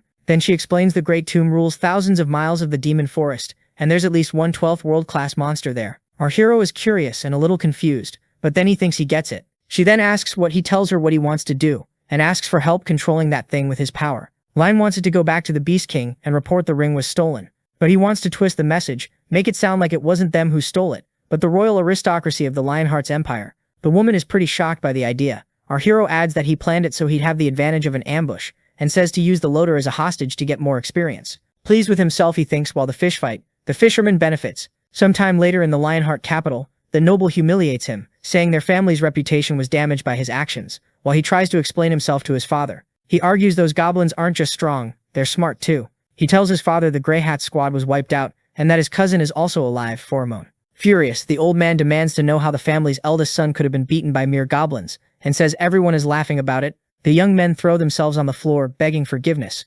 Desperate, he blurts out that goblin is terrifying, but the old man tells him to get out of his sight, calling him pathetic. Then someone calls out to the Count, telling him not to worry. The man says he's there to help clean up their family's reputation. Still irritated, the Count asks what he wants, and reminds him the king ordered the soldiers to stay on standby, so they can't just mobilize them. He adds that the king already spoke with the Sacred Sword, asking what they themselves could do. The man says the Count is thinking too small. If the Sacred Sword solves the problem, the king will think their family is useless. Does he want to be seen like that? Pheromone worries about that. The plan is to have his son report what happened to his majesty, and if each of them mobilizes at least 1,000 soldiers, the goblins will be defeated. The people around them tense up. Finally, that guy looks satisfied. He agrees and says that piece of trash is coming with him. Sometime later, back at the goblin's den, the creatures look a little scared, as the desperate prisoner asks if he hit it. Our hero looks like he managed to hit the apple on his head. Lin is impressed the pistol works so well and that it wasn't a waste, while his elf companion is dying to use it. She begs him to teach her, and he finally gives in and says yes.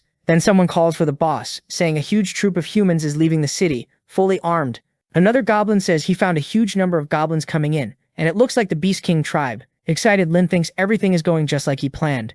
That creature reports to his boss that a human army took the ring and that he almost managed to get it back, but his boss calls him useless trash. The creature roars full of hate. The boss orders them to gather up and defeat the humans because he wants that ring back.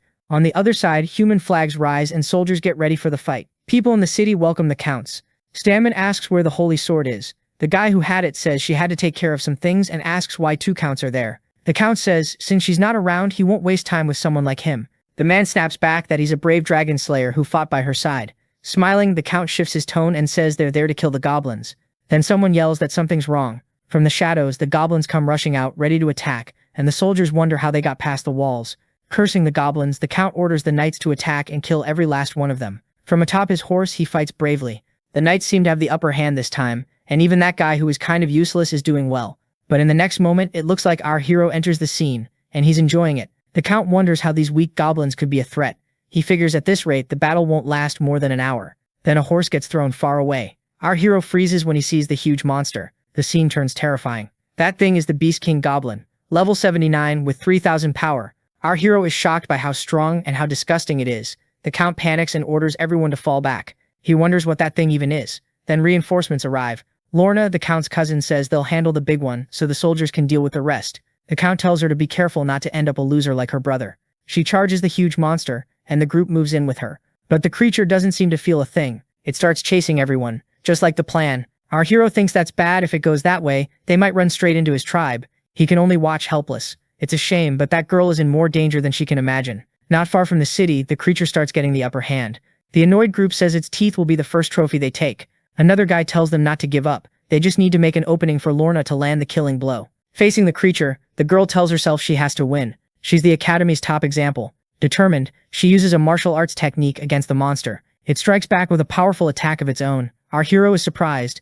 The group has way less power than the monster, yet they're managing to keep it busy. The goblin is furious and demands how she dares attack it. Then the monster shifts tactics and uses a power. Our hero gets scared as it finishes the attack and unleashes the Beast King's roar. A man is flying over the battle with a dragon when they get hit by something. It's a sound wave, far fiercer than he expected. Xiao Huan gets stressed by the roar and his rider tells him to calm down. Someone drops to their knees. They collapse unconscious beside another man who's already been defeated. Beside her companions, Lorna wonders why this is happening, how a goblin that powerful could exist. Despair hits her. She says she can't handle it. She thinks of her father and teacher as she looks at the miserable state she's in. Now the gigantic beast stares at her, fury in its eyes. Terrified, the woman pees her pants and prays, "Help me." Right after that, a scream cuts through the whole forest. A group hears it and recognizes Lorna's voice. They believe something happened. A soldier tells His Highness to calm down. Now they're the commanders, and nothing can go wrong. A figure with a red aura approaches. Someone asks what it is. It's the King of Beasts. He's not alone. The young woman is with him, and she seems to have died. One of the men spots the girl. Furious, he demands the goblin give his daughter back. Another soldier tells the leader to return. They're about to win the battle. The Goblin King watches, like he's waiting for something. That ruler leaps, closing in to strike with his sword. The other one grins and readies a punch. When the blow hits the ground, the man drops. The next moment, he's face first in the dirt. More blows land on that giant mass. Soldiers move in with shields raised, jabbing with spears. "Quick, Lord Hero, land your finishing blow," a warrior shouts. He focuses, doing his best, and forms a fireball. It spins fast in his hands.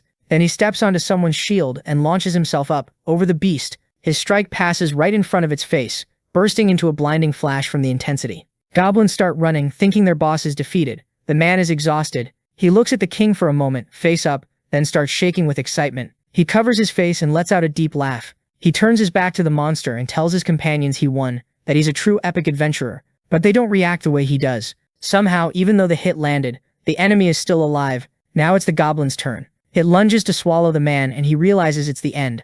The goblin clamps its mouth shut hard, ending the poor guy's life. It loves the snack and is ready for more. The warriors watch in horror. They call for Xiao Huan to come forward. His knight wonders if the goblin has started evolving. The creature raises an arm full of teeth. Its face looks even more monstrous, its teeth longer. It mutated. Now it's a level 80 brutal goblin. Its strength reached 3100. It stands as tall as the Supreme Lord. Even though it just evolved, its combat power won't increase that much in such a short time. But it's already terrifying as it readies itself to swallow another snack. The Goblin King watches it happen. As his soldiers get swallowed, they're finished. That guy took out the strongest ones. Someone has to dial this brutality back, or what's left for our protagonist tribe. Then the monster steps on one of its own followers. Desperate, the little goblin swears he won't run. The chief yells at the others, shaking with fear, not to run either. Anyone who dares take a step back will be punished. The brutal creature snarls at the pack that still bolts. They sprint toward the soldiers. The order comes down: retreat to the city and close the gates. The goblin army keeps running, and the beast orders them not to let the enemies escape. Lin watches from above. They went to the city. Looks like he's got an idea. He puts his hand to his mouth and whistles, giving a command to his dragon. The goblins are ordered to grab everyone there. Fast. Suddenly, a flash erupts in the distance. Lightning streaks low across the ground. The young man wonders if the other guy came back, then orders his group to hurry and retreat. Inside the castle, things aren't looking good. The chief tells them to leave. He'll make his fall quick. The man snaps that he doesn't have what the other one wants, so get on with it already. He's annoyed. Negotiating with them isn't worth it. No? The creature asks, then vanishes at the speed of light. A heartbeat later, it's holding that warrior in its hand. It demands to know what the human meant when he said he didn't have the ring. Lightning slams toward the beast and hits it cleanly. The creature opens its mouth as a sword points straight at it. Wounded, it watches what struck it land in front of it. Something rests calmly on top of the object. It's a person, balanced on the sword's tip on one foot. A strange blue power flares, catching the chief off guard. That power wraps around the creature and hits him, or at least it looks like it does. Someone grips a weapon. The one in charge is Marshall, a spear fighter with a weird black shadow over his arm and his weapon. Others join him. Emma arrives with Austin, who asks if there's really a need to act like that. Choked up, a man announces the Holy Swordmaster has arrived, along with members of the Hunters group. Meanwhile, in the city, our hero watches from the shadows. He didn't expect the Hunters Guild to show up now, and it messes up his plan to deal with that goblin. The fight rages in the middle of the city. That bizarre creature charges forward, unable to tell friend from enemy. After devouring that goblin, it shows a brutally savage ability. Devouring its own kind heals it fast. Lynn's surprised it has that talent, but judging by how many wounds it has, it'll take a while before it's fully healed. He's almost satisfied with the result. The adventurers mutter that the monster didn't die from a direct hit to the neck, but it's Lord class, so it'll take more. The creature seems to understand them. It tells them to wait, that it's just a simple goblin that doesn't want to fight. If they let it return to the Great Tomb, it'll make sure the goblins never come back. The Holy Sword asks if it's from the Great Tomb. The creature says yes, and blames that guy for taking the ring. But the guy swears he never stole anything from trash mobs like them. The Holy Sword feels something's off. It all ties back to that troublesome guy. Austin asks who she means, if it's that goblin from before. She says the goblin is from the Great Tomb, which is really far away, and none of this feels right. They ask if she thinks it was all set up so both sides would end up hurt. Her companion asks if a goblin could even pull that off. She says she doesn't care. It killed Stanman, and there's no taking that back. Austin grins, fired up, and asks them to let him handle the monster. The creature grows uneasy. Suddenly, a whirlwind of energy blooms right in the middle of everyone. The creature tries to shield itself. It uses the confusion to slip away. The holy sword covers her face and realizes where it's coming from. The dragon flies overhead, and there's our hero again. Lin thinks that goblin would make good food and it'd be a shame if it died by their hands, so he's going to help it escape. He orders his dragon to go after that brutal goblin, but the holy sword won't let it get away. She curses at the goblin, refusing to believe it can manipulate the wind like that. She leaps after it, saying it has to be him. Then she unleashes a flurry of attacks at our hero, and he orders the dragon to dodge as they dive. He keeps flying, the woman glued to his tail. He knows the hits wouldn't kill him, but they'd still be trouble. With nothing else she can do, the holy sword can only watch the goblin slip away. She screams that no matter where it runs, she'll find it and kill it with her own hands. Lin can tell she's strong. He'll deal with her when he has a better chance. Something sprints through the forest. That brutal goblin smashes through every tree in its path and decides to hide out there before moving on. But inside it catches something strange. It smells other goblins. It remembers that creature saying the humans stole the ring, and that man swearing it wasn't him. Then it clicks. That guy wanted the ring, and maybe he's still in there. It drives a heavy punch into the wall, cracking a way through. Inside, the elves are gathered, and that goblin asks what she should do if he comes in. One of them wants to go out and deal with him, but the other says the leader ordered them not to show themselves. Then the goblin hunter shows up and says it's fine. She adds that she believes in him, and that he wouldn't let anything happen to them. Suddenly something grabs that creature's attention, and it comes face to face with our hero, who's surprised it got there so quickly. He says it's not going to escape his hunting grounds. His dragon breathes fire on the creature. Right after, he readies his weapon and aims. The monster starts jumping to dodge, then attacks the dragon, hitting it dead on. Smoke billows, building the suspense. Then through it, he sees our hero, and on his finger, that magic ring. The creature demands to know how it ended up in that guy's hands. It snarls that this inferior life form stole his ring, and orders him to hand it over. Our hero plays dumb, holding up the ring, then asks what happens if he doesn't. The creature, burning with hate, says he's going to die. It charges again, leaping on top of our hero. The blow slams into the ground instead. Lin dodges easily. He mocks him, asking how that muscular body could ever keep up with him. Our hero springs forward and goes after the monster. Right then, he gains a brand new super skill, Remnant Howl. That creature screams in rage while the goblin just watches. Then he activates the new skill. In the next moment, he fires a powerful energy blast that sends the monster crashing to the ground. The creature lies there defeated, as Lin walks up. It was a gamble, but he got the skill. Then a huge punch caves into his stomach. He goes flying and slams into a spot. The monster doesn't let up, hammering him with punch after punch while he blocks however he can. He checks the terminal. That goblin's strength is around 2100. He figures he's lucky it's still hurt from the fight against that group of adventurers.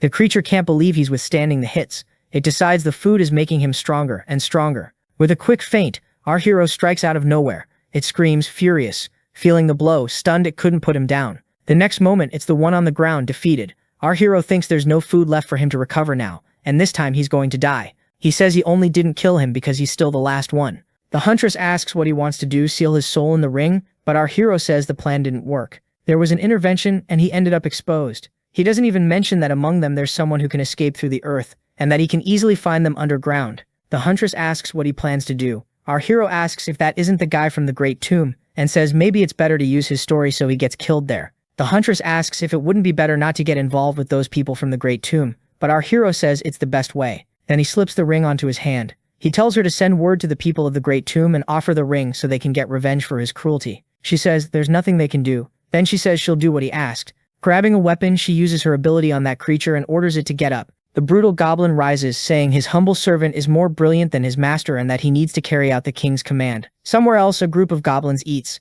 On the terminal, it shows the host has accumulated 300 health points and can summon a level 6 monster that's completely obedient. He considers using that to protect himself, but decides a level 6 monster is about as strong as a brutal goblin, and the holy sword could take down 3 of those. He thinks it might be better to pick a skill and get stronger. Twisted Fusion can take parts of opponents and spread them out to gain new stats, but it can't gain innate abilities. Ruin Attack can disable holy abilities and weaken the opponent, while dealing high damage. Distortion combined with Jean's skill gets stronger, like Dragon Wings, or even fusing with Medusa's eyes and devouring her petrification ability. Ruin seems like the only way to break the holy system, but there isn't any monster he can fuse with right now. The Ruin swap worked. The host got the Miracle of Life effect and 3,000 of it came back. Lin is happy and surprised by what just happened, but the goblins don't understand anything.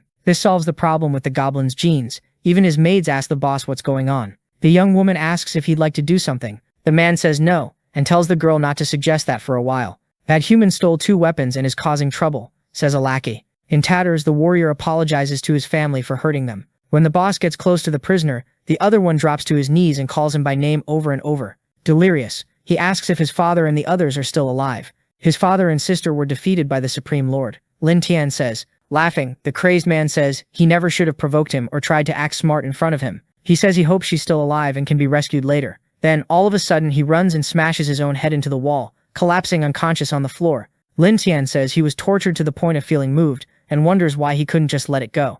He says that after some time his hatred for him faded, and he hopes that knife can ease his pain. Time passes. Later in the forest of the Great Tomb, that goblin calls for Lord Niu, saying he's the leader of the Beast King tribe, asking if he's home. Suddenly, a giant paw appears and scares the creature half to death. A colossal monster steps out of the cave, asking why he's calling. He explains he only went to take back from those humans what belongs to him. That huge creature is the man-eating ghost bull Niu. He says that item was made by the same ghosts of his kind, the Cheeky, and giving it to him is like returning it to its original owners. The massive creature takes the ring, examines it, and asks what he wants. The goblin asks for help, standing before that huge imposing creature. He explains he has a deal with the Holy Church, and they can't go into human territory. But he adds that he'll help him become a lord. He tells him to go get his revenge against the human race, and says he believes the immortals will back him. He adds it's been a long time since he ate human flesh. Time passes in that goblin den. Our hero checks the terminal, searching for something. He sees his info, level 70. He thinks that even though he trained and improved his skills, the holy sword has over 4,000 power, and it looks like he'll need Kanman to deal with it. But he thinks he's almost there, and together they manage to create a whole army of heroes. He thinks he can finally stop hiding. Then the huntress calls him and says the brutal goblin brought his men to the cave entrance and is waiting. As our hero heads there, the woman asks him to wait a moment. She hugs him and asks if he wants them to go to Guangming City with them. But he says there's no need, and that he's only going to fight the holy sword.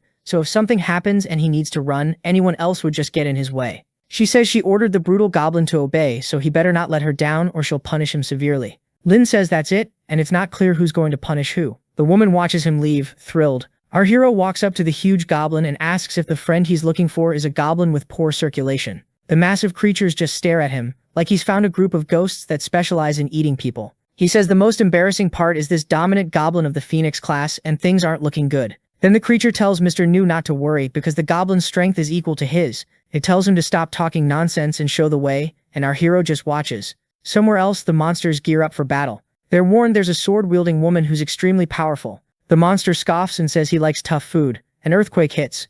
The guards ask what that was until one of them tells them to look. A herd of ghost bulls comes charging in, and the guards panic. Screams for help echo across the city. Our hero wonders if they're really that scary, but decides the smart goblins are worse. Lin thinks this city will be his sooner or later. The bulls seem to be enjoying the attack, excited by the idea of fresh meat. But just as one is about to eat, a powerful strike slams it to the ground. The man who was about to be eaten falls back and looks up, and sees a group of adventurers and the holy sword. The older man asks why there are so many ghost bulls. Another asks if that isn't the guy from the Great Tomb.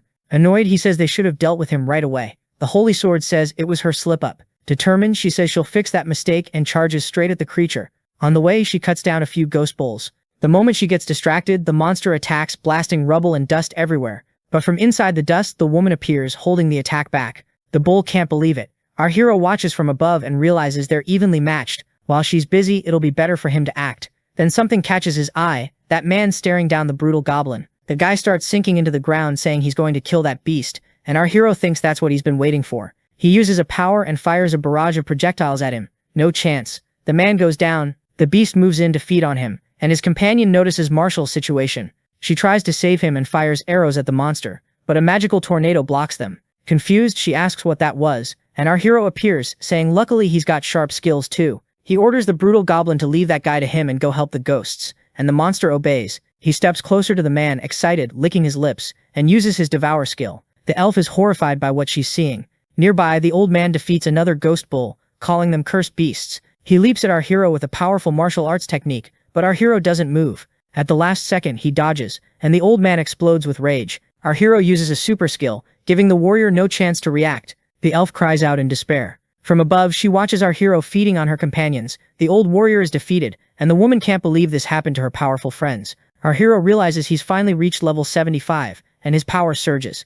Nearby, the elf readies her attack and fires, hitting him square in the shoulder. He didn't expect it, and he sees another arrow coming right at him. He barely dodges the volley. As he thinks about how lucky he was, he sees the elf won't give up on killing him. Again he dodges, and realizes he couldn't do it without the stone wall. He orders his subordinate to bring down the tower. The monster charges in and slams the tower with massive force, smashing it apart. The elf realizes she has to get out of there, while our hero is already preparing to strike back. He shoots his crossbow toward the woman. The elf flinches at the attack but dodges in time, hopping back across the area.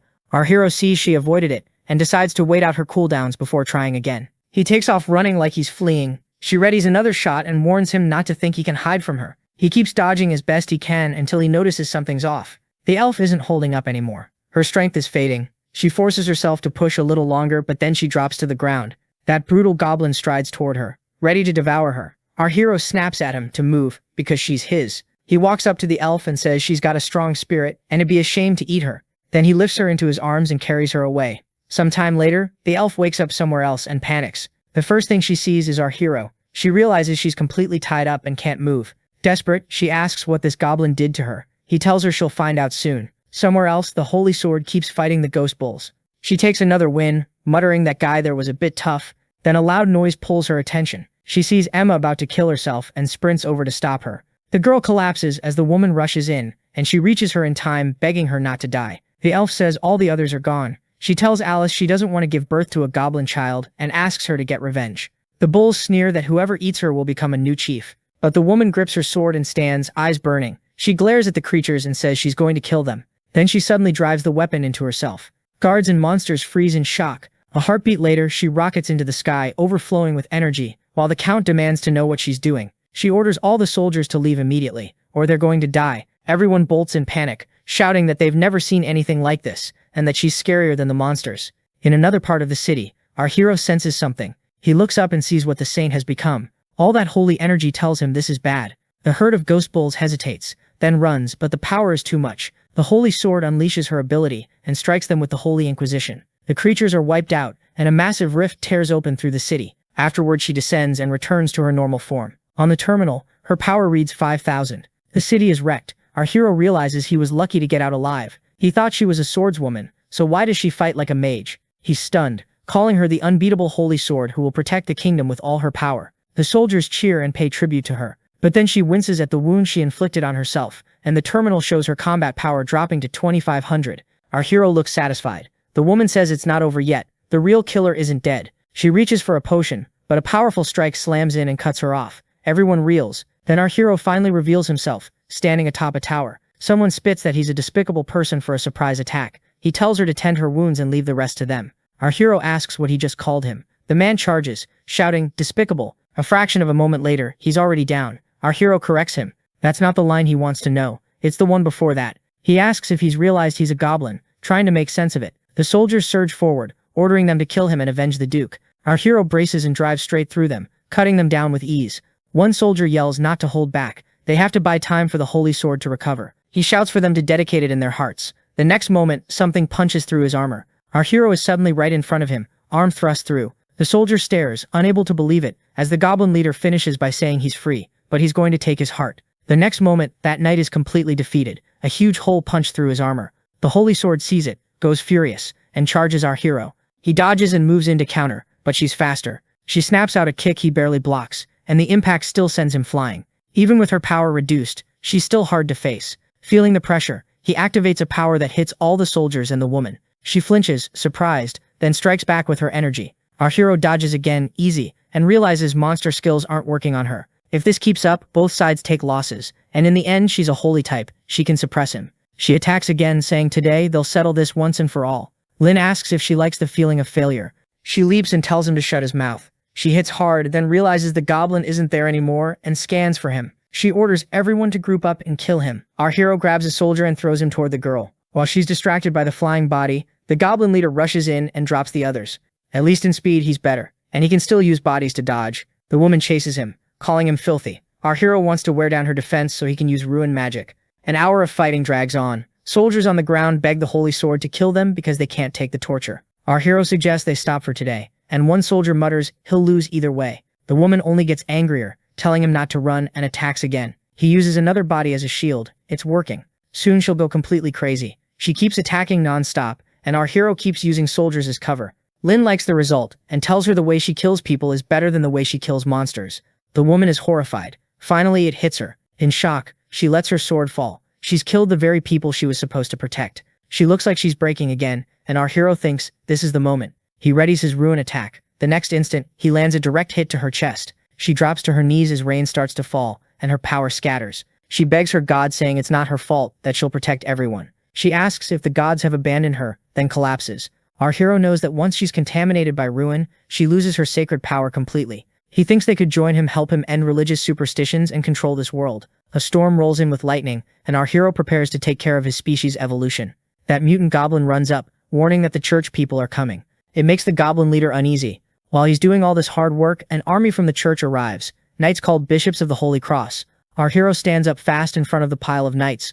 The one who seems to be their leader looks at the woman on the ground and thinks she had an accident too.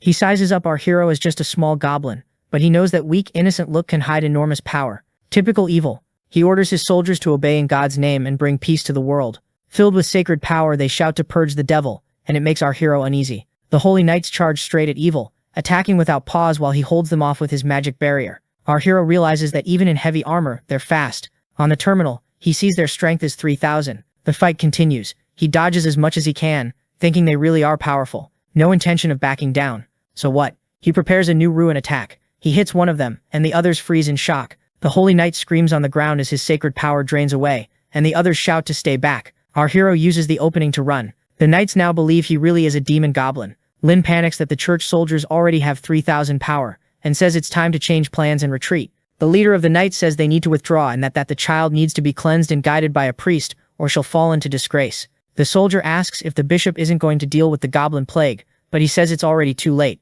He explains that, like the bishop said, God has already chosen a new servant, and there's no need to look for her anymore. Sometime later, our hero manages to get away. He notices most of the bodies were burned, but the ghost bull's body is still there, and he decides to take advantage of it. Back at his den, the girls ask how it went, if he won, and they notice he's gotten stronger again. Lin asks if they don't know and says the holy sword is his now. The huntress asks if he managed to defeat her and dominate her, and he confirms that's exactly it. He complains about being interrupted by the church people. Suddenly, the woman jumps on him, saying she knows he's perfect and that she's interested in him. He asks her to spare him because he has something serious to say. He explains that today's victory bought them time to grow, but they need a new sanctuary so they won't suffer human attacks or revenge. He says it'll be a place the church people won't dare to casually go. It's called the Great Tomb. Sometime later, the whole tribe gets ready for the trip, and our hero oversees the process.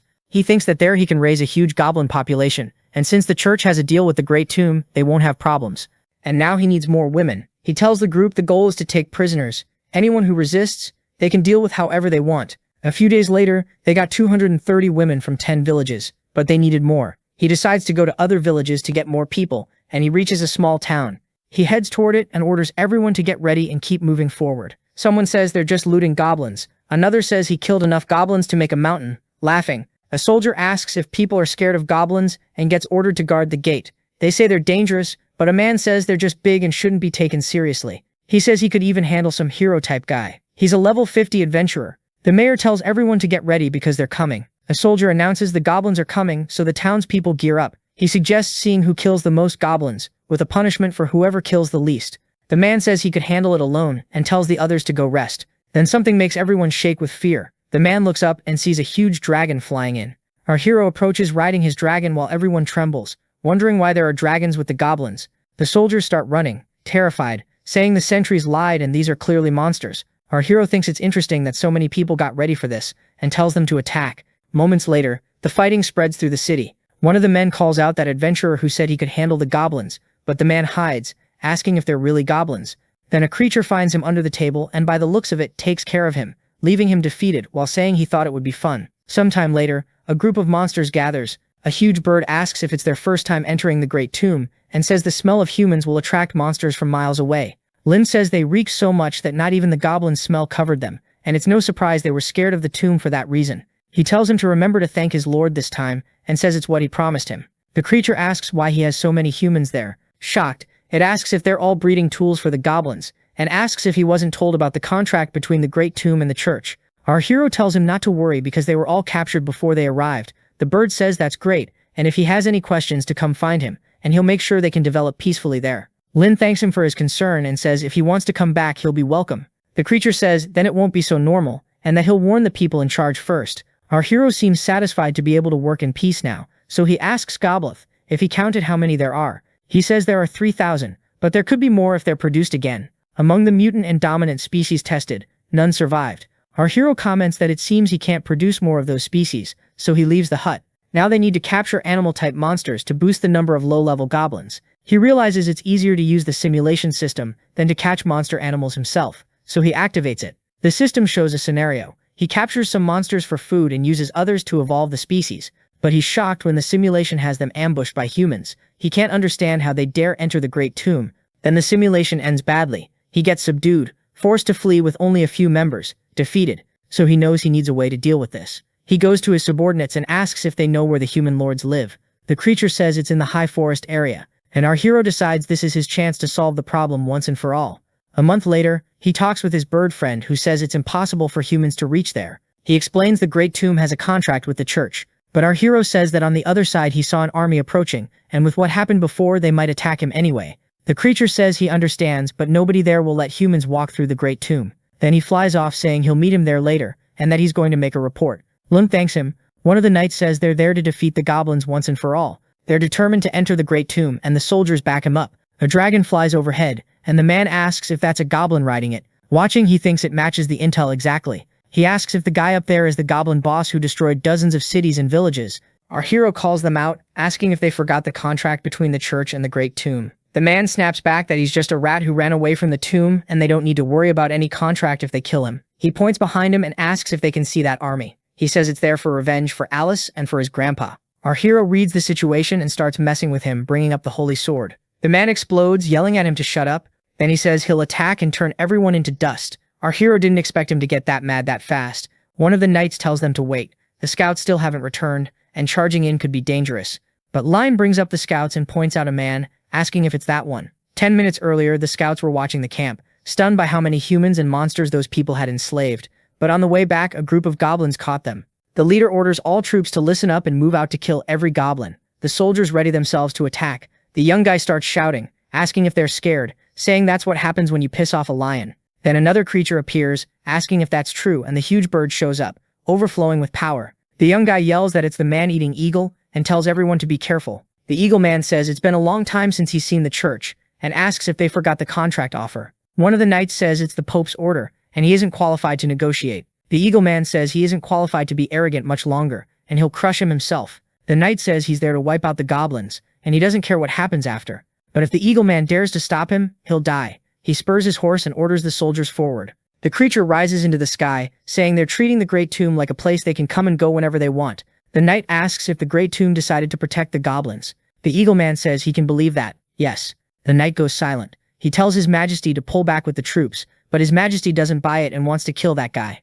The knight says it isn't running away, it's preparing for a bigger battle. From above, our hero watches the organized army. He says the Lord made a huge mess just because of him. The eagle man says it's not because of him, it's to show the church they're not afraid. The eagle man says a lot of them are excited about this. He tells him to grow his tribe quickly, and if he becomes a goblin king, he can enter the royal tomb. Lin perks up at that, saying the resources in there are really good. At the church, people protest the holy sword and demand the goblin's death. I don't get how that woman can be holy. She's disgusting. The man in charge is already fed up with the goblin problem, and now this. Someone mutters that on one side it's her, and on the other it's the people. He storms to a door, calls for Alice and yanks it open, then freezes, furious at what he sees. Inside, the woman is caring for a small goblin. He says he never imagined she'd end up like this because of a goblin, and that he would have dealt with it earlier. He tells her to move aside or he'll hurt her. They swing at the child. The woman steps in front, catches the sword with her bare hands, and demands to know what his majesty thinks he's doing. He says it's for the people's interests and the future of the empire. He has to bring her back to the right path. She draws a weapon and squares up to him. He's stunned by her stance. She asks if he's really going to do this to her. Then when nobody expects it, a massive wave of holy energy slams into her. Not even his majesty saw that coming. The cardinal appears and says he used super high-level holy skills. In the next moment, he conjures holy bars and traps her. His majesty tells him he can handle it himself, and to look at her. Desperate, she screams that she'll accept any punishment from God, that she doesn't have any power anymore. The cardinal says God didn't abandon her, she abandoned God. He tells her to leave the goblin with him, calling her Princess Alice. Then he starts pouring holy power into the boy while the mother watches, helpless. From behind the bars she screams, "No!" Outside the people celebrate. They say they finally got rid of the monster and ask where that damn holy sword is. The kid gets tossed at those men's feet. Someone says they finished what was asked. He warns that anyone who says anything slanderous about the holy sword will face the consequences. The crowd goes quiet, scared. The next day, someone rushes in looking for His Majesty and reports that Alice has disappeared. The man panics. Somewhere else, a mutant goblin is thrilled. Now he can use magic. The other goblins in the tribe get excited too, talking about eating to get stronger. Our hero says it can't be like that. They need to take the initiative and get stronger, but they're afraid to go out. Lion asks if they really think he's safe. So desperate, they agree to go outside so the boss won't get mad. Another monster says it needs to release that power and that it'll help. Our hero thinks he set them up and they still want to eat for free. Then something catches his attention. His friend Eagle Lord shows up and says he wants to recommend a lord. Our hero says he'll be happy to meet other lords. He's already excited about meeting a few more people he can blame later. The Eagle Man says he hopes he doesn't mind. It's the person behind him. It's the Golden Lizard Lord. Our hero checks his power, almost 4,000 and level 88. Still, he figures it's not a big deal. He asks if the creature is interested in humans. The lizard says humans are delicious, and suggests they split them. But the Eagle Man questions him. He'd said he'd accept one when he was accepted by him. The lizard says everything there belongs to them, and asks what a goblin would even be worth. Very little. The Eagle Man says the final word in that area is his. The creature tells him to stop messing around. He says the Eagle Man has never eaten humans before, and that he's been fair enough. They should eat now. Our hero cuts in and tells him to stop bothering, saying he doubts he could even eat all that. The lizard snaps, asking if he's talking to him, calling him inferior. The Eagle Man steps in front of our hero and says it's the last time he'll say it. Leave now or you won't come back in one piece. The creature says if he wants the humans for himself, he can offer to kill the goblin and then they can have the humans. The Eagle Man strikes first. Furious, the creature says he's done it now. But one day the Eagle Man won't be around, and he'll come back to destroy everyone. Then the creature retreats. The Eagle Man apologizes. He didn't know he'd be so ambitious. He says what the leader of the Great Tomb could do if he wanted that guy dead. They could condemn and punish him, or they could let him become the lord of the Lizardmen's lands. Thinking it over, he realizes he could summon mythical creatures like that, but he wouldn't be able to kill monsters whenever he wanted like he does now. He says he wouldn't lead them even if they begged. Nearby his subordinates feed, and he realizes he's evolving. He feels bigger, stronger. He tests his power on the trees and gets excited when he sees how much it's grown. Nearby, a small creature comes to a lake to feed. A hand suddenly shoots out, grabs it, and drags it to the bottom. Someone remarks it looked young, but it's already a meter long. They say it tastes good and smells nice, almost on par with human meat. And just like that, it seems to get an idea for how to get more food like it. In the creature's village, a lizard complains that woman's son keeps hanging around and is going to get caught. She brushes it off, saying her husband is a lord and he'll handle it. A voice suddenly asks if they're looking for this. The woman turns toward the brush. A skeleton gets tossed at her feet. She freezes, horrified. She screams, demanding to know who he is, shouting that this is a lord's territory. The goblin asks what that is, then tells her to forget it because she's very pretty. An armed lizard rushes in, asking if he dares disrespect the lord's lady. The creature lunges to attack, but one of the mutant goblins drops him easily. The goblins are clearly gaining the upper hand. The woman calls for help as he says he'll take her to the boss. The tribe realizes the goblins are invading and the lord isn't there. They still grab their weapons and brace to defend themselves. The creatures charge in, furious. The goblin, pumped, answers with a devastating strike. The other mutant goblin finishes off the rest of the lizard men. In the end, they start feeding on the creatures. One tries to ambush him, but they answer with another powerful attack. He tells them to head back. They're already full, and the boss said not to wipe them all out, to give them time to recover. Now they take a prisoner. One of the survivors cries out for his lord, saying where he might be. Heading back, the lizard man asks if this is his tribe.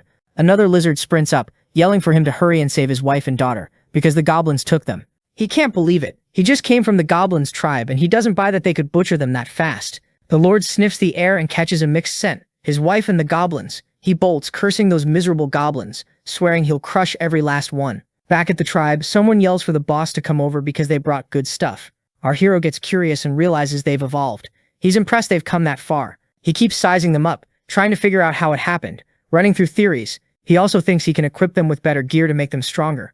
Someone suddenly screams, telling the damn goblins to let them go. A woman declares she's the lord's wife, demanding how they dare capture her, threatening to tell the lord to kill them all. He grabs her by the head and tells her to behave. Excited, he says he brought this to his boss, one young and one older, depending on his taste. Our hero wonders where they got them, especially with all this talk about a lord. He asks if they aren't the lizardmen from the cursed temple. The woman says he's right. Her husband is the lord. She asks if he's scared now, but says it's way too late. Linnen asks if it was the lizardmen's lord who threatened him and said he'd kill his whole tribe. The woman goes pale as he repeats the threat. Then out of nowhere, he draws his weapon and strikes one of them, knocking her to the ground. The goblin leader says those two belong to them. Everyone lights up, thanking him and praising their boss. The creatures run around fighting over who gets to go first. Lin asks what they did with the rest of the tribe. His underling says he devoured most of them, but left a few alive so they could breed again. Lin looks a little surprised. The goblins tense up, thinking they did something wrong. But he says it was splendid, laughing as he congratulates them and calls them great entertainers. The creature says his boss is flattering him, and that he's only doing his duty. Lin thinks he'd really like to see what that lizard man is like after seeing his tribe. Back at the tribe, the lizard is furious, cursing the goblins and demanding his wife and child back. Then he sees something he really doesn't like, a pile of goblins feeding on his beloved people. He knows right away it's his wife and his daughter. Our hero walks up and says he showed up a little late. The creature says that today he won't leave anyone from his tribe standing, and this debt will be paid back in full. Then he spits on our hero. Lin fires back, landing a clean hit. Before it can recover, he's already rushing in and driving a strike into its chest. The monster realizes too late, jumps back, and clamps a hand over the wound. He demands to know what the hell that was, saying he blacked out for a moment. Our hero says if the lizard wants to die, he'll help, and reminds him this is the East, he can't summon monsters here. The furious lizard says he doesn't need other monsters to kill them all. He draws on his power. The wound starts to close. He grows stronger, more terrifying, and finally asks what the goblin can even do against him. The other goblins get excited and warn their boss he doesn't look easy to deal with. Our hero starts mapping out how to take him down.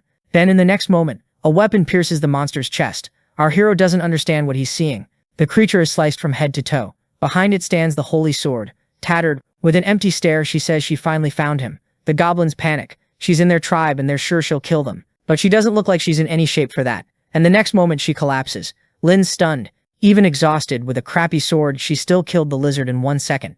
He figures he's lucky she's unconscious. His underlings want to take the chance to kill her, of course, in the name of their boss. The other two just stand there like they're watching something important. Our hero says she's passed out, and the other one freaks out too, asking who even said she was going to be killed. He says she's worth way more alive than dead, watching her lie there unconscious. Night falls on the tribe. That female goblin seems to check out the woman a little, and gets excited, saying she's really soft and stretchy. Slowly the holy sword starts reacting, and our hero says it's been a long time since they last saw each other.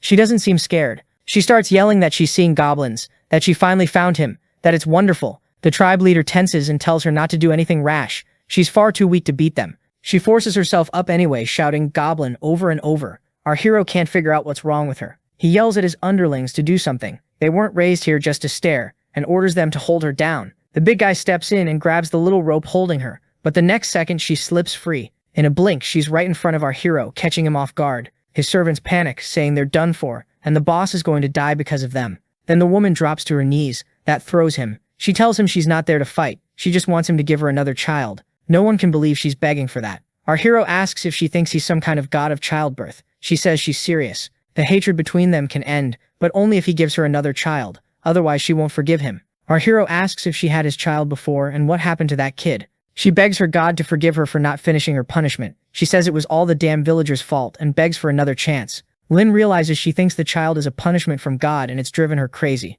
Really, she's just trying to avoid the fact that she killed someone. Our hero says God is furious because she killed some of her own tribe, but there are conditions if she wants to have his child. The desperate woman says she'll accept anything. He says she has to listen to him at least during he tells her to accept the atonement period and understand this is her punishment too. He figures she'd make great combat power. She says if it's God's punishment, she'll carry it out properly. That satisfies him, and he tells everyone else to leave. The woman starts getting ready and begs him to help her. The goblin leader says that since she's asking for it, he won't hold back. She seems to be enjoying it a lot. The vampire tells the hunter to stop messing around. That woman is the sword saint, the strongest of all time, so she doesn't believe it. But then she freezes when she sees the woman asleep and asks how that could have happened. The hunter says she'd like to know what kind of mess this would cause if the info reached the Empire. Someone asks Lin what he plans to do with the woman. He says to keep an eye on her so she doesn't run, then take her to change clothes and take a bath. The woman says she'll do it now and leaves. Lin asks how many humans died from disease and tells them to prepare the bodies today because he has a use for them. He figures the lizard man's death might draw the Tomb Lord's attention, so he needs to meet the Eagle Man again.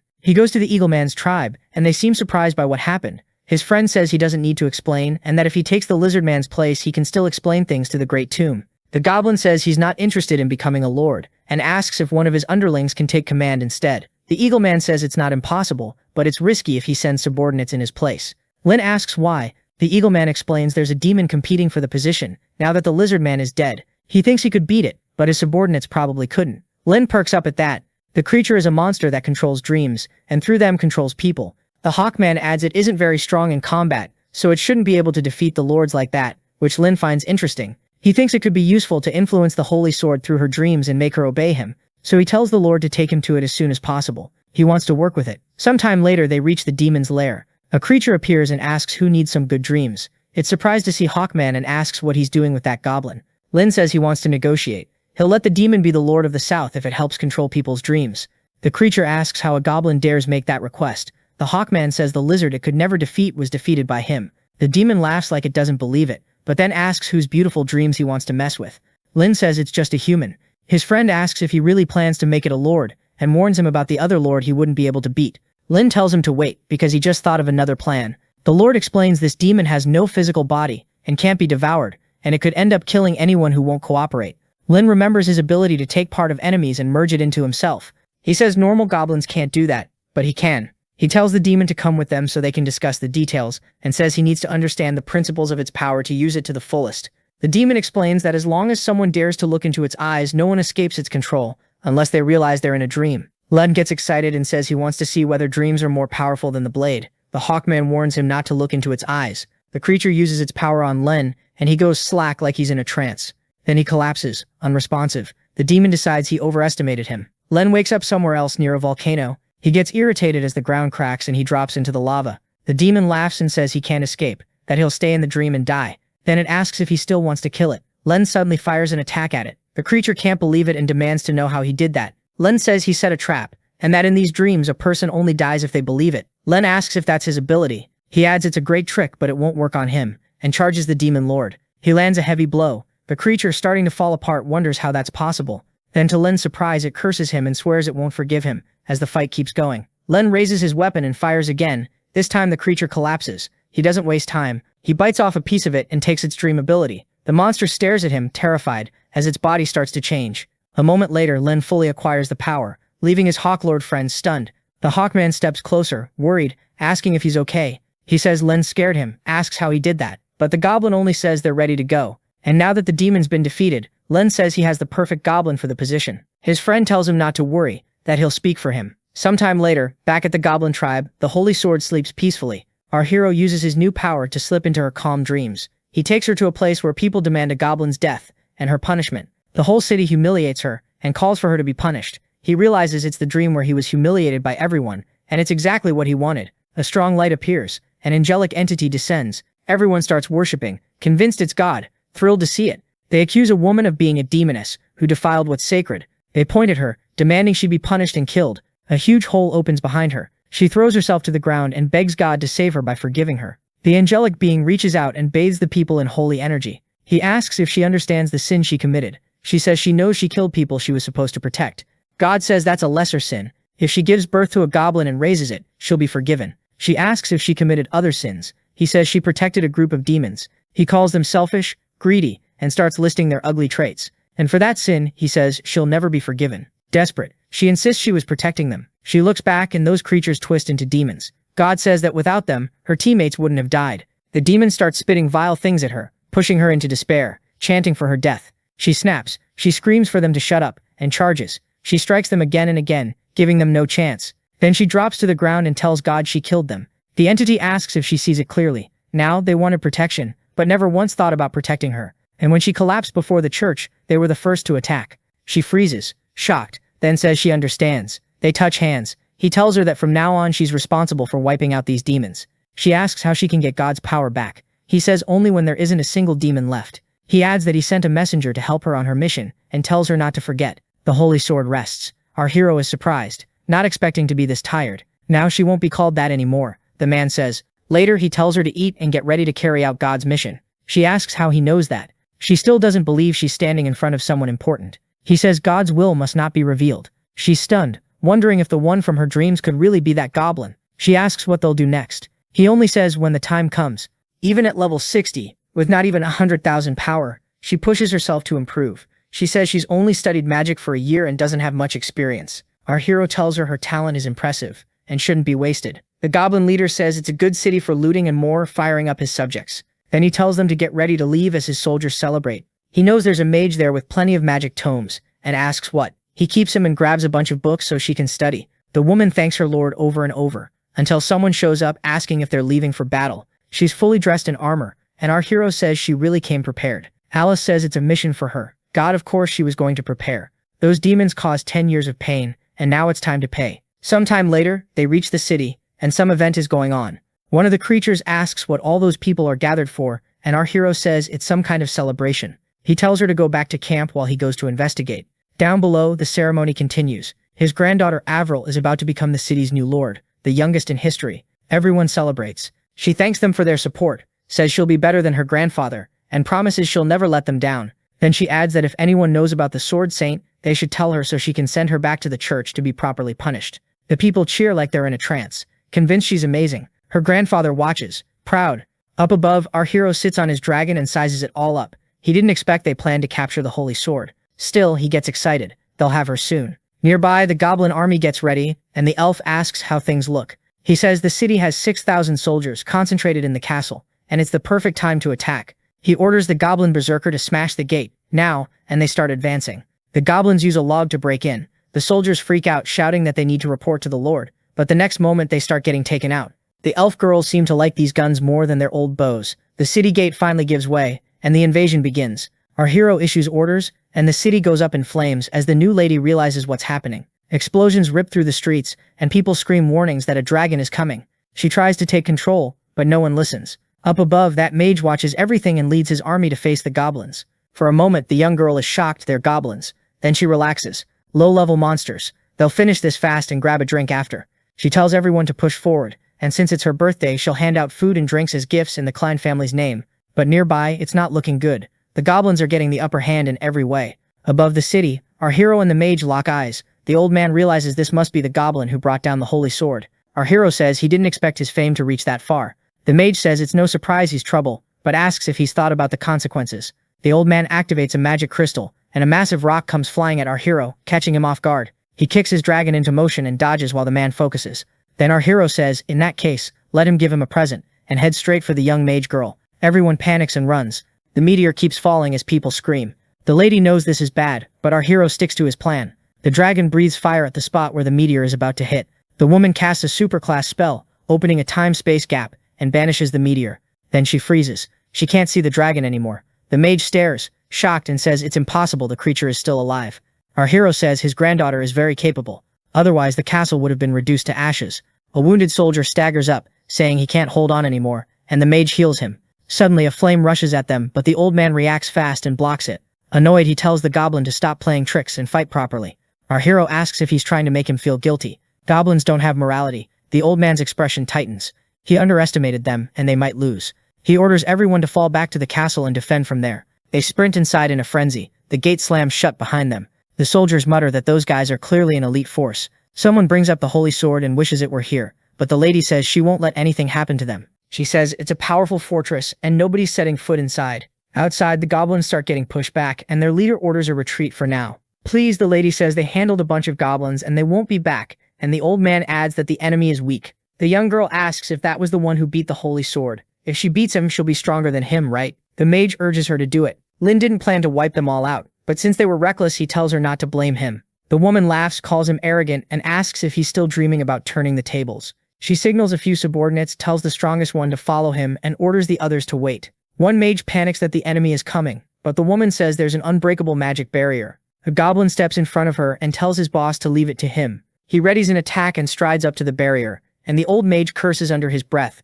thinking the protection won't hold. Then the magic barrier starts to crack. Inside, terrified people beg for the holy sword to be there and protect them. Our hero says they don't want to leave the castle, so they'll force them to. The fight drags on and the goblins take the advantage. The soldiers want to go out and save the people, but the mage stops them. That's their last fortress, and they can't risk it. He can't believe the barrier he spent years creating is breaking this easily to goblins. People shout that their families are outside. They say they're going to protect them, and they start gathering more people. They surge toward the door as the soldiers try to hold them back. The lady demands to know what they're doing and promises she'll protect them. A glow behind her makes her turn. She sees some of her subordinates lying on the ground. An elf blows on the barrel of her gun, then lines up another shot with her companions. The old man asks why elves are mixed in with goblins, and how these attacks can be so accurate and powerful. The young woman says humans used to trade elves as slaves, and now it's time to settle the score. Annoyed, the mage casts a spell, but it's a protective one. He tells his granddaughter to fall back, because it won't last long. A soldier reports the back exit is blocked by goblins. The old man wonders how these goblins can be so strong. Is the secret just a ton of steroids? Our story ends here. If you want a part 2, leave a like and comment. See you next time.